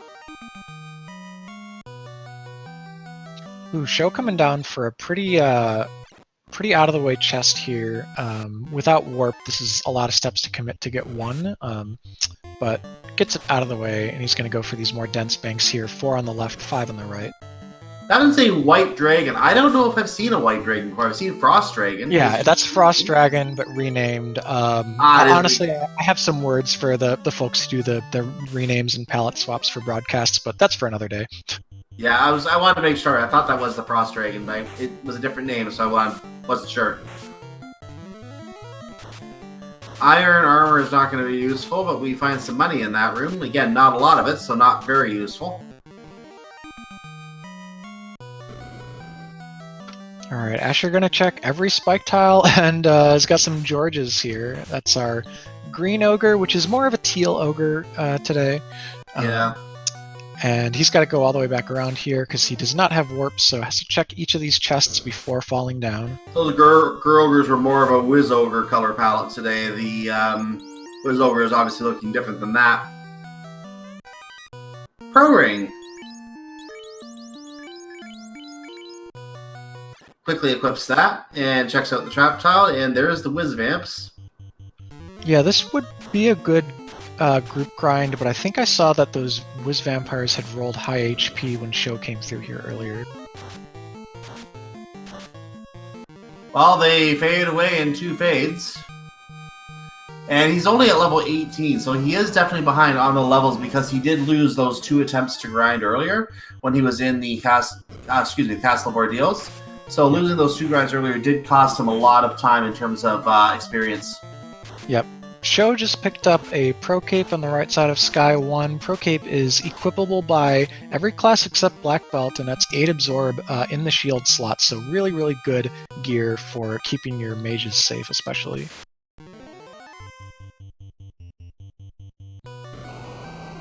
Oh, French Vanilla Black Shirt. Black Shirt normally found on this floor in Vanilla next to the White Shirt, I think. And the other end of the floor, and Black Shirt casts Ice 2, not equipable by anyone today, but spammable Ice 2 is new capabilities for our team. We found the Grumps in in here, so that's something that we're not going to be grinding on for sure. Especially since I'm pretty sure the Grimps had something bad today, like Blizzard. Blizzard or not, we're not gonna do 104 HP at a time. Not worth, or experience at a time. Not worth it. Yeah, left side of Sky 2 Spider Floor had a Maza, which is big ups to our damage potential here. So that black belt, which is 23 right now, can probably keep the Maza. I'm eating my words. This will actually add to the team's DPS by putting the Maza on the white mage, since the black belt's already past 21. But the black belt itself still gains damage, equipping it till about 26 or 27. So someone just walked out with a cabin there, I saw. And we're going to see Asher is getting the money, the wooden shield, not picking up, and there's the loose slab he needed. Okay. So he'll be happy with that. So that was the loose item Sho got earlier. Yep, and this was the other item. So slab led to opal bracelet, and then this should be chime. That's right. So we're full clearing. We're looking for I think an adamant to a crystal to a rod, something like that. Because the earth incentive was checked a long time ago. That was a fetch chain that ended in the loot. So we're down to loose rod, which can be anywhere in the game outside of the bottom 2 floors of the earth cave.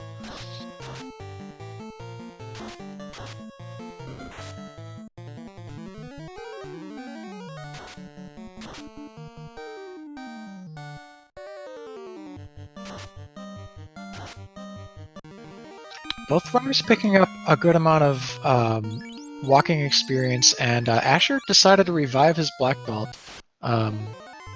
Oh, okay. He's gonna get some splash experience here, maybe.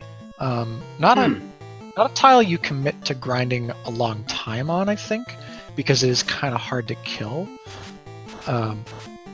He does need levels. He needs levels in general just to have enough damage and HP to win, no matter who he's gonna try and win with.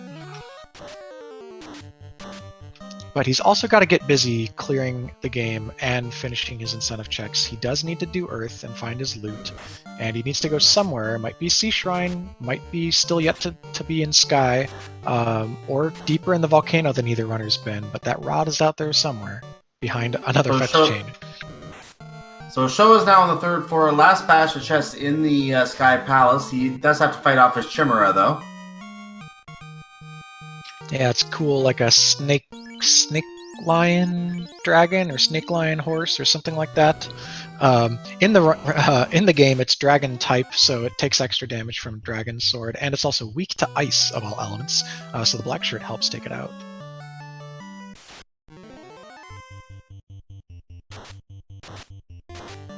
Ooh, Bones with Fire 2 are getting a chance to practice on Asher right now, and 2 characters go down. Yeah, he's going to be fine here with the ribbon on that white mage and be able to pick everyone back up, but that was a little bit of a scare. Yep, leaving the black belt back down, I think that's the right call. Asher's probably past the time where black belt strats were going to work for him, and he's really got to focus on this fighter now. Because, let's face it, like, we're an hour and 20 minutes in, neither player has lit an orb, neither player's in go mode. Yes, they're working with a difficult party, but I think you're starting to feel a little bit of the pressure, especially in Asher's case with all the wipes he took. So Asher heading over to the volcano right now, and I don't think he's done any of the chests in here, has he?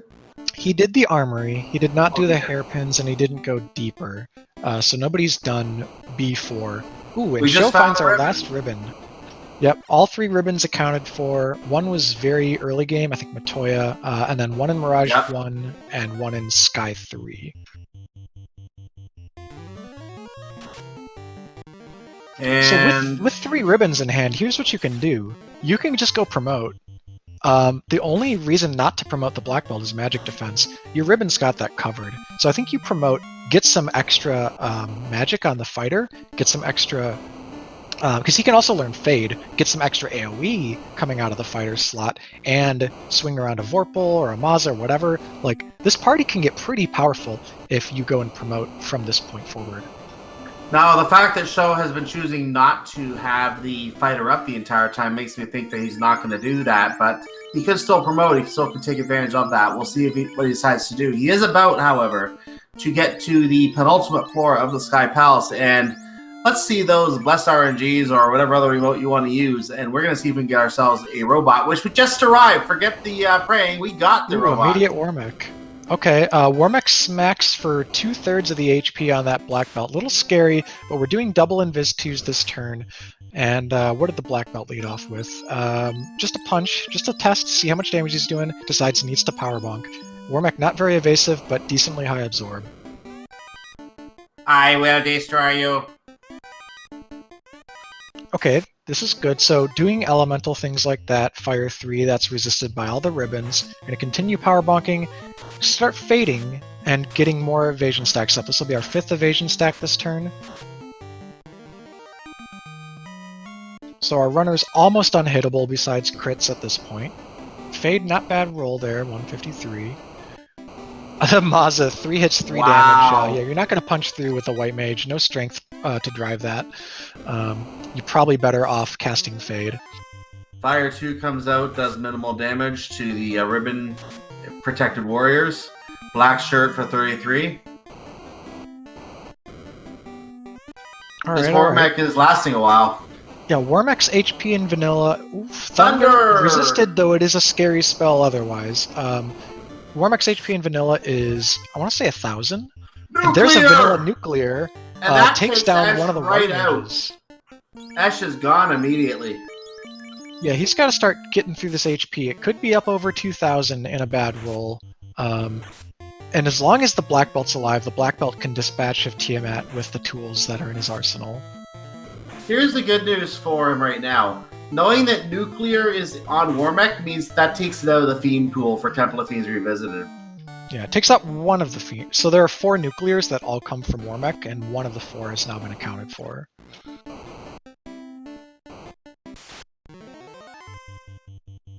But regardless, he does kill the robot chicken. Got a ton of experience from it. So some levels across the party. Warmech is the single most valuable enemy to kill in the entire game. And will he get another one? We have to wait and see. Yeah, and I think you would probably still take it. You're better off the second time around than the first time, because your levels and thus your damage have gone up, and you still have Invis 2 to keep you safe and just go for the physicals. He's up to level 26 and no second robot, so the robot has been taken offline, and we are now fighting Tiamat. Yep, and we... I'm not sure if he has a Bane Sword now, or had it maybe earlier and sold it, but Bane Sword could be something to throw out here every turn for a 15% chance to kill Tiamat. Asher found a pretty spicy tile there down deep in the volcano, the Iron Gulls. That's one of the highest EXP yields in the game. All that iron. 7,000, wow. That's guarding the what will be the incentive chest in the volcano week of the tournament. Sho, meanwhile, does 493 damage with the black belt, takes out Tia, and at the hour 25 minute mark, lights his first orb, the Orb of the Air.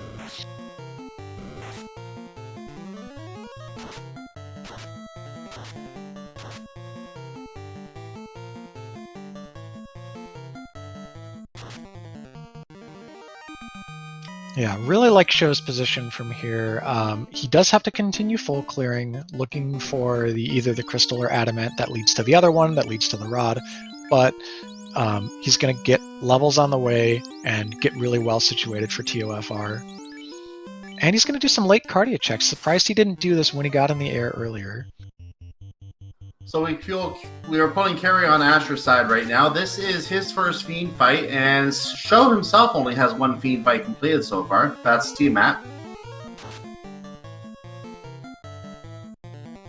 Yeah, Carry shouldn't pose too much of a challenge at our level.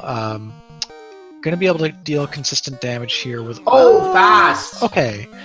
Fast, it's spooky, but at the same time we have 2 white mages, so we're gonna be well prepared with evasion and also fog, maybe. Yeah, those fades are going to become more important, but the power box is being used to give the fighter that extra oomph on his side. Yep. Sho promotes, I like this move. That starts to unlock the fighter as sort of the backup melee / tank class. He's really going to contribute a lot, I think. Plus, once Sho goes down, if he full clears Volcano before C, he'll pick up that white shirt, which is a good defensive gear for a white mage. Would let him move a ribbon potentially up to his knight. So the carry fight is still going. It's not very often you see a carry fight take this long, I think. But now that's enough strength on the knight and then on the fighter rather, and it terminates carry, and the orb is lit. First orb for Asher. Okay, Sho just chucked a Sun Sword into the Abyss. That's probably fine. I think he's in a decent damage configuration with his weapons right now, though I think he probably just wants to pick the fighter up, put the Maza on it, and stop with the white mage Maza wielding silliness, because the fighter's going to instantly start doing much more damage. The fighter's level 13 right now. It hasn't missed a single magic charge yet, so if it gets a couple levels, we'll be packing Cure 4, Fade, the business. After go ahead.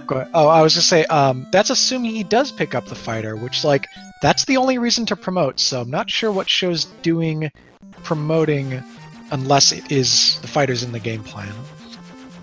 And Asher, meanwhile, gets his Leaf and Ease learned. He's going to be heading there presently to acquire his item from there. First to Gaia. And back out, because he doesn't have the... Or maybe already did the bottle? Not sure. He might have done the bottle, yeah. Yeah, that's all honestly ancient history at this point. It's not usually that we're still casting, looking for progression at an hour and a half, but that's where we are.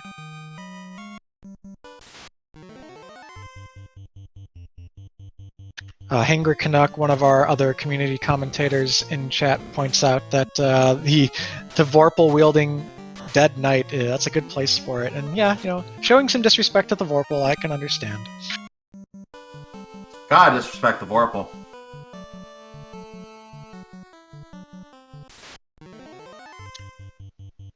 Alright, Sho, is this night part of our plans? Are we going to bring it up later? Like, what's the deal here? Well, he's in the Sea Shrine right now, and the knight is still face planting. Yeah, like with 3 ribbons, you're not losing anything per se by promoting, but it's basically strictly worse to be promoted in this situation, because for Imagine's sake, say TOF is just ridiculous. It's so bad that you have to go past level 42 on your black belt. An unequipped black belt that gets up into the 40s is actually probably better off not having that ribbon on, but the master is not going to gain that good MDEF, whereas the black belt would have. So Asher gets away from what I think were asps there, and Sho is working his way through Sea Shrine. Got a question in chat. What does promoting do? Promoting does something different for all of our classes. For white and black mages, we got white mages today. It just allows them to learn a little bit more magic and opens up a few new pieces of gear like the Thor hammer and the white shirt to be equipped. For fighters to knights, they get a huge equipment upgrade. They can access a lot of elite gear, and they also get to learn the first 3 levels of white magic with some exceptions.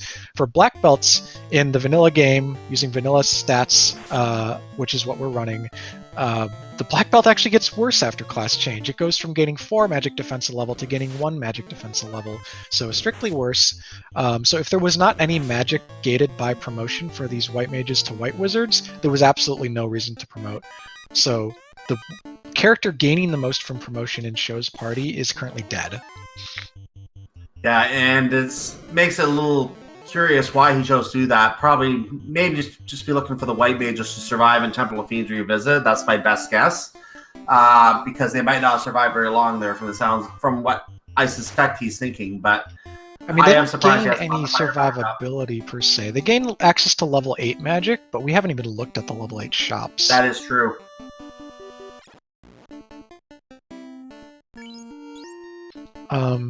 And the other argument against promoting is that it just takes time. Just walking to and from Bahamut, it's a little bit of time you didn't need to spend if you're not going to get a payout from it. But regardless, Sho continues with the full clear C. He's starting on the left side. Good idea since you have to do Kraken. If he gets the item that would lead to the rod over here, he'll be in go mode. If he doesn't, he can come back in and do mermaids afterwards.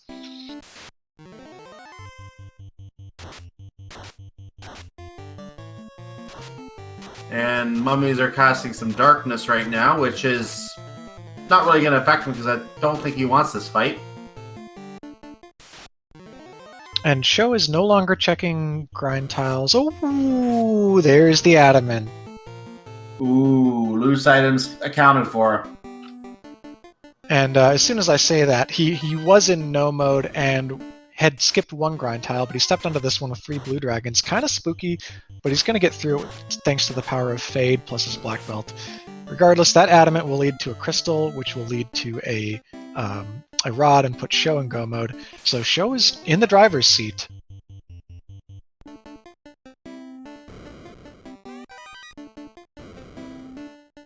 And that's that exploration advantage. Sho has just had time to full clear more dungeons than Asher, thanks to not really sitting somewhere to grind.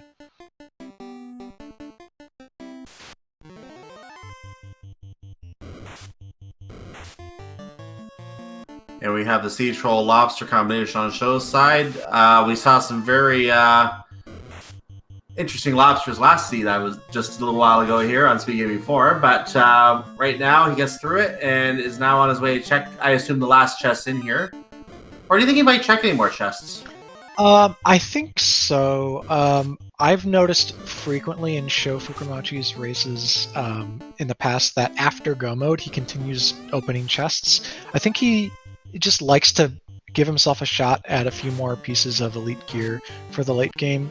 That said, there's not going to be much left in path for him between now and the end of the game, so it's hard to say. He's already got defense, power bonk. He's got 3 ribbons. He doesn't have the white shirt, which he might want, but he'd have to go kind of out of his way in the bottom of Volcano to grab that. And Asher getting his herb. I believe there was, again, something in that room, but I don't know what it was.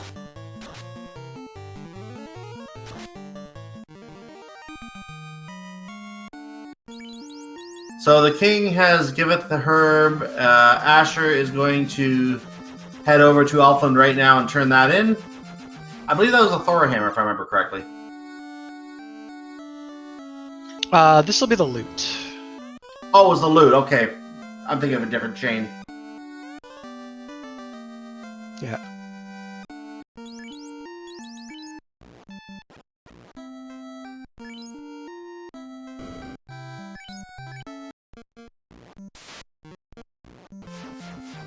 Alright, so Asher's doing some cleanup.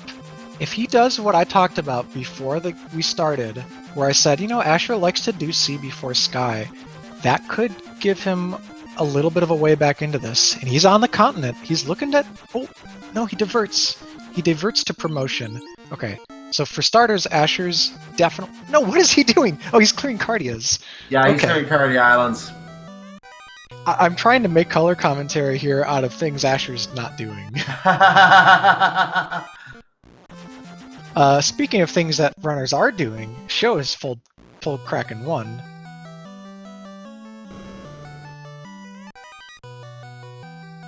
He's stacking up the evasion, power bonking. Gonna be a pretty straightforward fight. Kraken's hitting super hard. After 2 stacks of evasion, still 4 hits whack Brian for 200 plus damage. But with 4 stacks of evasion, much less spooky. Still decently spooky. That's 2 hits for 157. This is a strong Kraken. So the Kraken has been released, and Invis 2 charges are going out right now, so that's going to improve his survivability here. And 451, and that is terminated. Yeah, they all got to max evasion stacks right as it didn't matter anymore, because the Kraken was pretty low HP. Oh boy, Asher, what are we doing? Oh no. Is he going to go back to Ordeals? No, don't do it. Asher, just go with the Vorpal wielding knight. You've got the tools. Just try to make up ground. Do something that involves not doing this grind over again. Asher, please. Don't do this. So, okay, let's construct a scenario where Asher does this and wins. He might think that Sho didn't do a super dedicated black belt grind, and that without fast, maybe a level 32 or whatever black belt isn't enough. So maybe Sho wipes with that 32 black belt. Asher, he probably is going to go to 42 here, because what win condition do you have that your opponent doesn't, besides getting more levels? So the only thing I can see him doing this for is if 42 is in the plan. There's our crystal from the adamant, so that can take us to Matoya now, and we're gonna probably get our last item here. Yeah, Asher's down, I think, to sort of those 5% or maybe less desperation plays. Like, he needs just a nightmare of a Temple of Fiends Revisited and to go over the top of Sho with a truly special grind in this dungeon. And he knows that he was all in earlier, and I'm sure he knows he was all in earlier, and I'm sure he knows that the way he is, there's no way he's going to finish the game if he tries to go through the rest of the dungeons now, but I would still complete the other dungeons and then see where I end up before making this kind of grind. Got a question in chat about our battle UI. Yeah, the battle interface, the default with all the boxes around the characters, that's what Sho's got. That's what's in the vanilla game, whereas we've got a modern battlefield aesthetic setting that doesn't affect gameplay, that puts it into more of a formation like Final Fantasy 2 and 3 on the on the Famicom.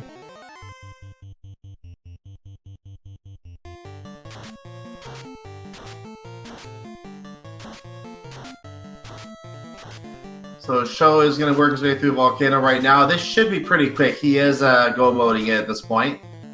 Yep. Getting down Volcano is super fast using all these damaging tiles that don't advance the encounter table. Also, since Sho skipped the armory, I think he is truly going. I think we won't see him pick up the white shirt or any of the other stuff that's in here.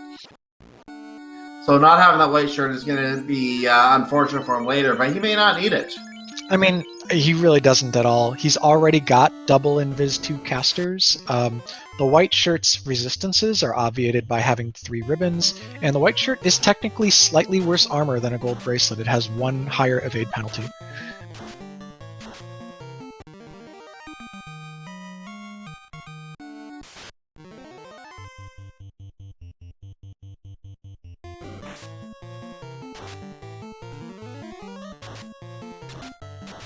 So we are working on the worm tile again. Asher is insistent on getting his levels from this worm tile. Yeah, and this is the one that he didn't spend the most time on before. We mostly saw him either on the sandworms or on the rock goals. This worm tile is the best team grind, and he's kind of doing a team grind here. There's a route to victory where Asher does like a 21 black belt and a fighter carrying a Vorpal, and maybe that's good enough because you'll have 2 melees going at it that are each hitting 5 to 6 times. Actually, 4 times in the case of the Vorpal if he promotes. He's gonna... It really depends. He won't get Maza if he does C first. He'll be in go mode if he does C first. If he does Sky first, he'll get the Maza, but it'll also take him a lot longer to get to the end of the game. He's also way behind right now, so if Sho goes for the One Punch Man strategy in Temple of Fiends Revisited and something manages to stop him from doing that, I can't really imagine what, then this could really be in his favor that he has 2 melee characters. That would help his fighting for sure. Yeah, the a scenario I can think of is where like you have 2 melees and one of them gets slow 2'd. Another scenario is that when you only have say a 32 black belt and there's a really high evade fiend with no lock casters, black belts still actually struggle there, but a 42 black belt would have 2 more chances per round, both for hits and for crits. But Asher's not doing... I don't actually know what Asher's doing. This run has been an hour and 40 minutes if I don't know what Asher's doing. Yeah, this is getting a little mysterious by now. He really wants to grind on the tiles in here. He found the tiles in here. He tried to use them earlier. He was all in. He lost both of his grinds earlier, and now he is insistent on getting some levels here. He wants that black belt to have the levels, while also keeping his fighter good and healthy as well. The black belt is... I saw the levels, I think about 7 levels under everyone else. Yeah, at bare minimum, it needs to be 21 to even be relevant in the late game, but if it gets 21, it will contribute consistent DPS. And Sho is pulling carry. He's getting ready to light his third orb. He's quite a bit ahead of Asher, not just in progression like we said earlier, but also in the orb lead. And the knight lives! The knight lives! It's in the top slot swinging around a Vorpal. It actually managed to do 140 damage to carry. Well, I guess he had a plan to bring it up before too long so he could make sure it got some levels for the final dungeon. Maybe that is part of the plan. He will be okay if he keeps this poor man party, I think. Yeah, if it can just get, like, level 15. Just level 15 before Topher, and it can have Fade and Cure 4. But I would have liked to see a few more magic charges on the knight. And also move the Maza. Like, the Maza is going to just immediately double that fighter's damage.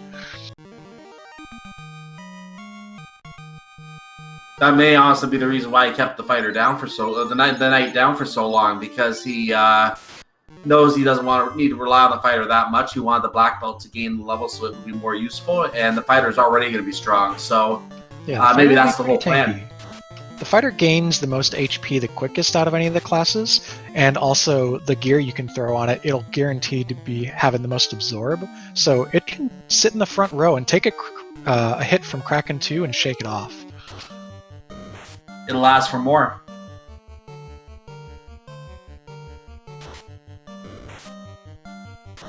Alright, Asher's got a downed fighter, so we back on black belt strats? Yeah, we are. This is risky. He can at most set up a 2-person grind here. I just don't think the black belt's durable enough to do a solo grind in any situation on this tile. So little worried that he might try and fail at this again if he gets into a bind, maybe gets ambushed or something.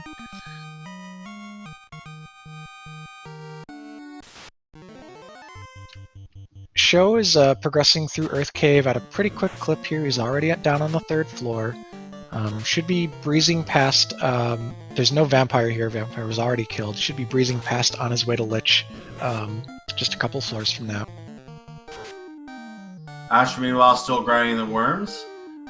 So Sho is in his final dungeon. I don't know if Asher can pull it off at this point. He's not super far from 32. He's 24. If one of these white mages goes down, the other one can carry the black belt to 32 and then exit. It's not out of the realm of possibility with a tile that yields as much experience as this particular one.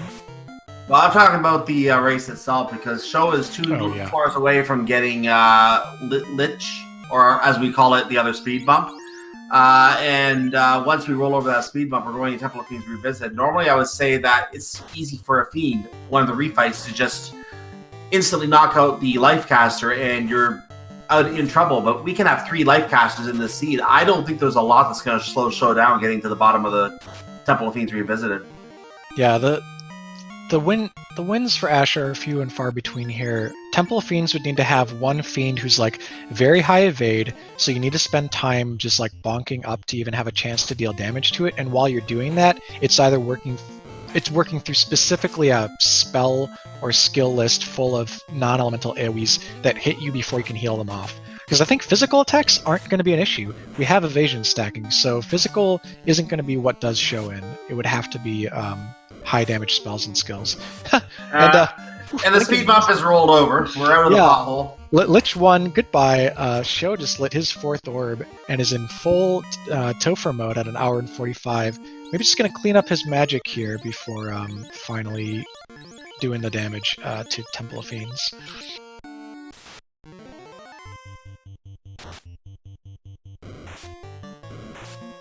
Alright, so this should be a life spell here. Yeah, life 2, cure 3, and a rub if you want it, but yeah, with 3 ribbons it's pointless. Alflin's got your Fade, and Canaria's got your cure 4. Only 1 charge of each, unless that knight hit 17 when I wasn't looking, but it was 15 when I last checked.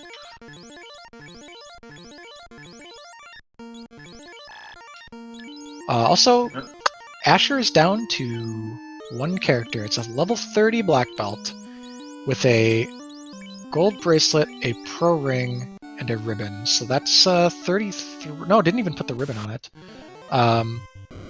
Little sketch there. So that's 32 absorb. He's going to the rock gold tile either to fight it or just to go out of the dungeon. He banked some levels for sure, but yeah, he got the levels. He could probably escape that tile, but I can't see him sticking around to fight 4 rock goals. No, sir.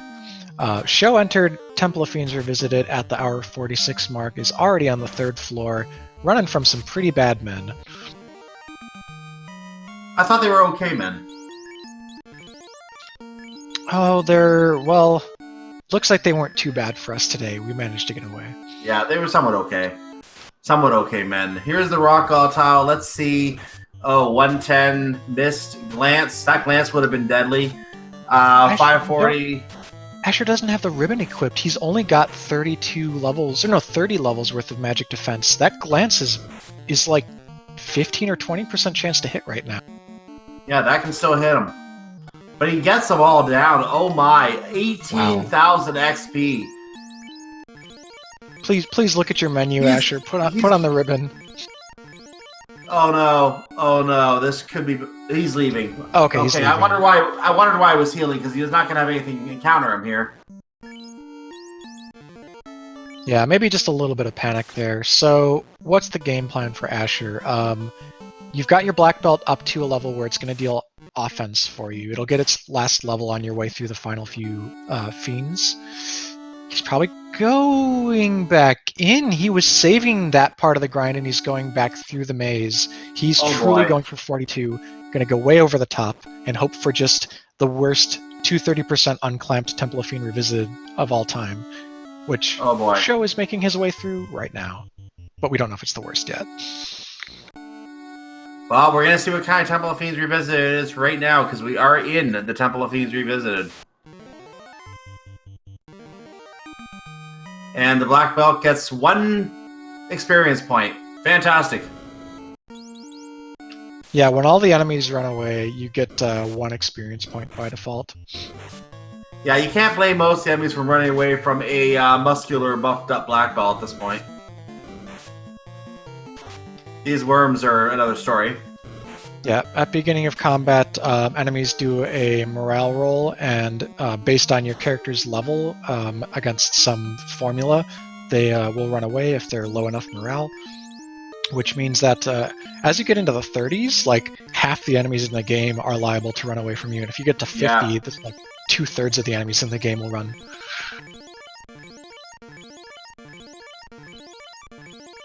Sho's on Lich's floor, has to get past a couple of trash mobs here, running from everything, doesn't need more levels in his calculation, and going to be pulling our first Fiend Revisited fight here. Just a moment. Terminated. Easy. Don't even have to cast that one. Lich was disrespected to the max.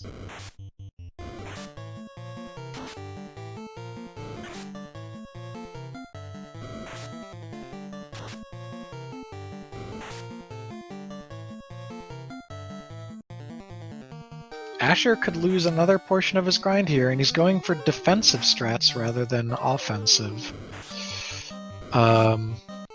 Okay, the worms are missing him. No, they're not. That was a hit. Yeah, that wasn't a full grind wipe. He still banked 31, but that's the 3rd time Asher's wiped out of a grind tile in Temple of Ordeals, while Sho just dispatched of a really easy carry too.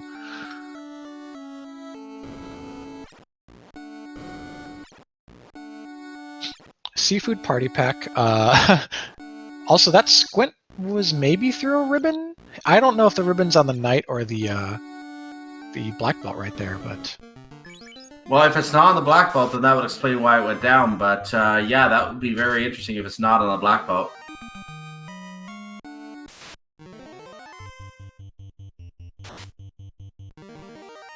Okay, Asher's opting for the sandworm tile now that he's strong enough to grind it solo.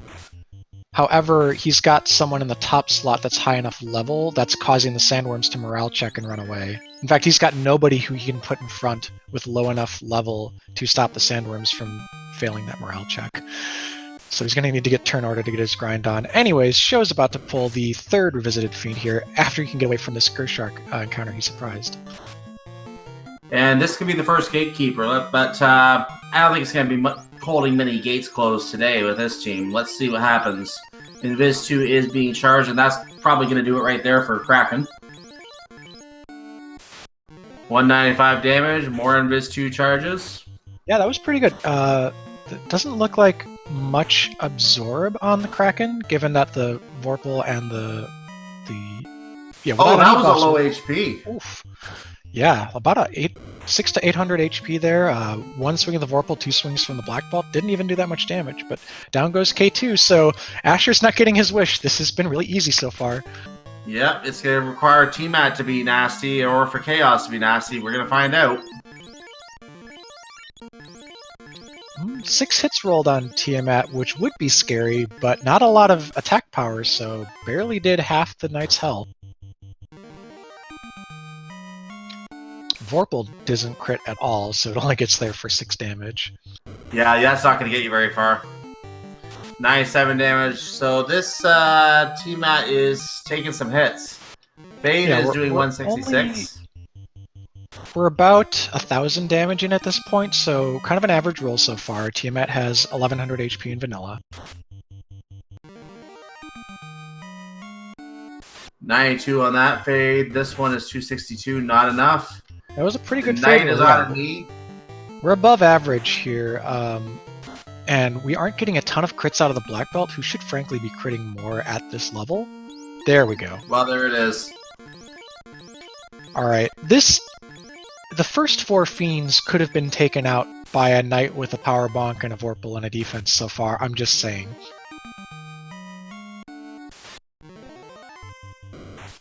So Sho's going to do some last minute prep, rearrange his party, maybe take one more look at his inventory? Not even. He's going right into pull Chaos. Straight in. So let's see how this fight goes. Invis 2, I have a feeling it's not going to last very long, but let's see. The Invis 2 charges, Ice 3 comes from Chaos. Yeah, shake off that elemental damage. The Invis 2s, they're going to keep us safe from physicals.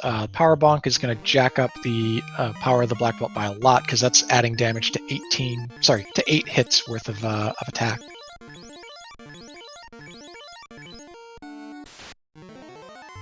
And the Invis 2 charges keep coming out. We can spam those Invis charges on these fights. Stop is utilized. That's not going to get through the ribbon. So many Fade charges left too, we barely had to kill anything in here. Fade punched for 282. The Vorpal just straight up missed. Astrals never moved the music over. We probably should have done that. Too late now. Yeah, but that was a big crack. Almost 900 damage there off of 8 hits for the Black Belt. Quad X goes wide. Respectable chip damage here coming in from Fade. Oof, no crits there. 6 hits for just about nothing from the Black Belt. 3 hits, 3 damage from the Vorpal. Fade again from the White Mages, 153. Black Belt swings, 405 damage on 8 hits and a crit. Lit 2, we shrugged that off too. Chaos hasn't done anything spooky so far. It's also not taking a lot of damage from some of these swings here either. We swung with the Thor Hammer rather than Fade. Not sure about that one, but maybe a mismenu. There we go. 80 damage is enough, and that's the kill. A minimum damage Fade roll to seal it, and ShoFukomachi wins first place with an official SRL time of 1 hour, 55 minutes, and 13 seconds. GG Sho. Get your GGs in chat. Also, even though Asher is still fighting worms on our screen here, he has forfeit in SRL. And probably for the better, because I don't think Speed Gaming would want us to continue going as long as Asher still needs to finish the seed. I think he just wanted to experience the glory of a 42 black belt, because he's 41 right now, and you don't get to do that often. But it sounds like we're joined in the interview booth here. GG. Hello. Thank you. So let's talk a little bit about the match. Let's start all the way back at the draft. You and Asher agreed to a draft, and you picked first. Talk about that. Well, Black belts don't get any love, so of course we got to do black belts, right? Absolutely. My favorite class. So, and then he picked fighter white mage, and I was like, well, let's make this interesting. So I picked another white mage to kind of eliminate having black magic. But of course, going into all the black magic stores, like nothing was really good early game, anyways. Yeah, we weren't missing too much. Both you and Asher did sort of the FOMO checks on the black shops. I mean, we were both kind of looking for like nuke and see where it was and fast. I mean, I only saw nuke at level 6. I don't even know where fast or temper were. Probably level 7 or 8. Yeah. So might have even been a black belt seed, even if a black mage had been picked. So your party draft, you come into this seed, you've got 2 melee carries and 2 supports. Not much damage until Fade was found, but then you made a really good decision that ultimately sped up your early game compared to Asher, where you went to Peninsula of Power with Fade in hand. I figured, may as well get some money and some experience just because Marsh Cave, because it was required and we know it seems like we always have to go there now. So I figured I may as well be a little more powerful, have a little more levels, a little more Fade casts and stuff like that. So, getting in there was, and doing the pop grind was good, to get some experience and some levels and some gold too, because, buying items and stuff. And that was definitely helpful. You're reading the meta here on the flags. Peninsula of Power quickly becoming super relevant when Marsh is required. Of course, you need levels for Fade, but Fade shared a slot with exits. So if you go into Marsh, you can't even use all your Fades because you need 1 exit to get back out. Yeah, and that's why I bought a couple houses. And so I was like, just in case, because luckily top floor Marsh didn't have anything, so it was just easy to kind of reset out. But yeah, this was quite quite a steed for sure. Yep. The way you played your black belt also very different than Asher, and we'll get to that in a bit, maybe if he comes into the booth for an interview. But you kind of did a walking grind. You didn't dedicate time looking to solo grind the black belt. You just kind of took experience everywhere where it was opportunistic. Yeah, I was kind of hoping to grind, the 2 white mages and the black belt to 21, just so the black belt could do some damage in case if I found a grind tile, which of course I didn't. And so, it became really tough. There was the triple blue dragon tile in Sea Shrine, but they hit so hard it really didn't matter. You wouldn't have had any survivability.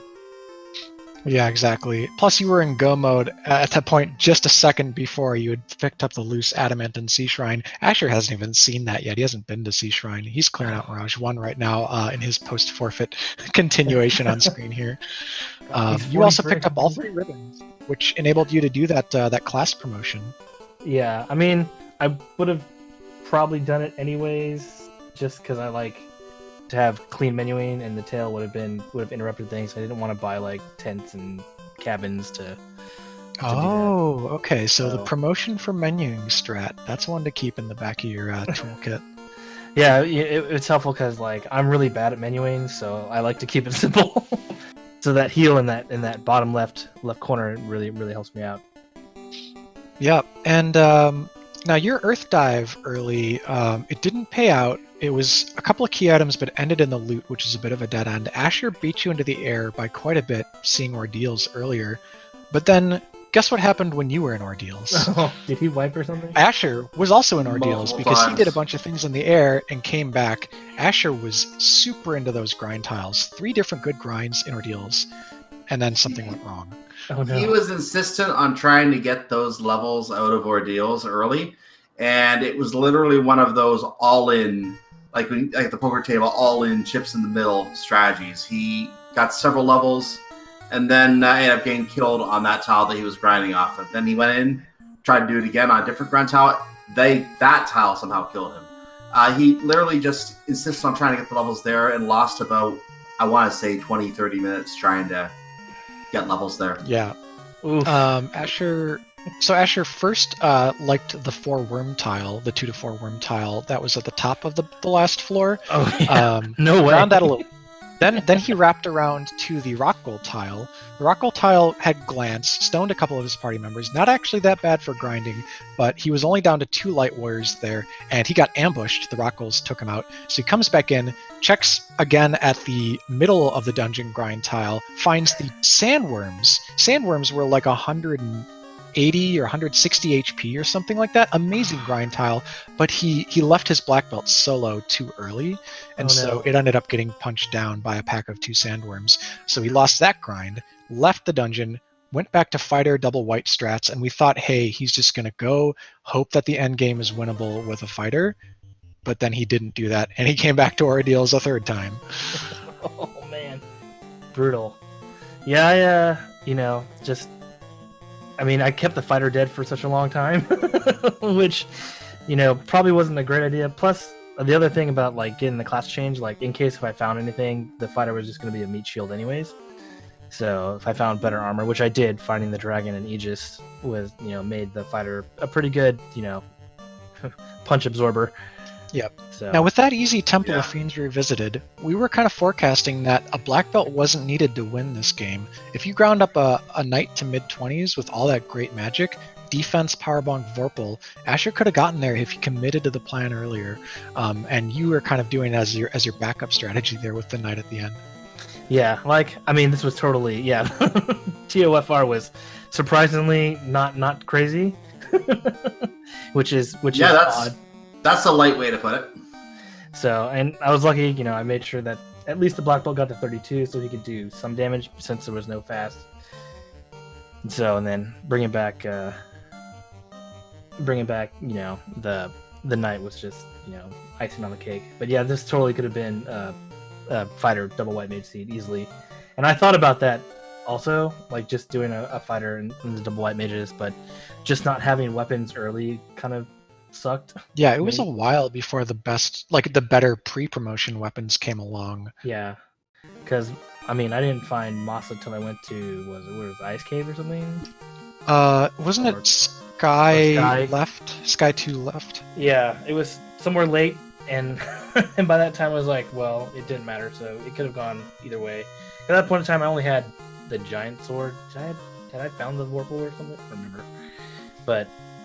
Yeah, there was really no weapons for the fighter in this game until late, at least for me, with my routing. Yep.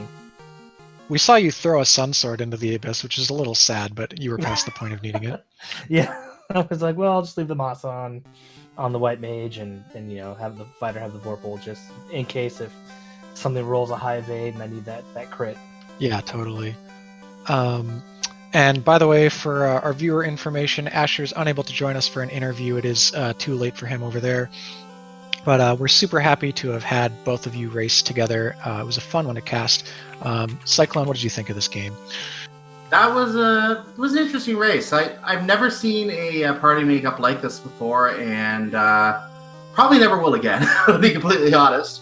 But it's very interesting to see a different strategy like that used. I'm used to seeing the black magic going through making a lot of these fights. It's like the Garland strategy, especially at the beginning of the game, is tossed in the air because you don't have the ability to use those black magic spells you're used to seeing. You have to rely on a different strategy to eventually get back around to getting Garland. And it's really interesting seeing the different strategies employed to get through without the magic. Yep, and this is maybe a little preview of the bracket rounds. So in the Swiss rounds of this tournament, drafting is optional. In brackets, it will be mandatory in the 1-2-2-1 pick format.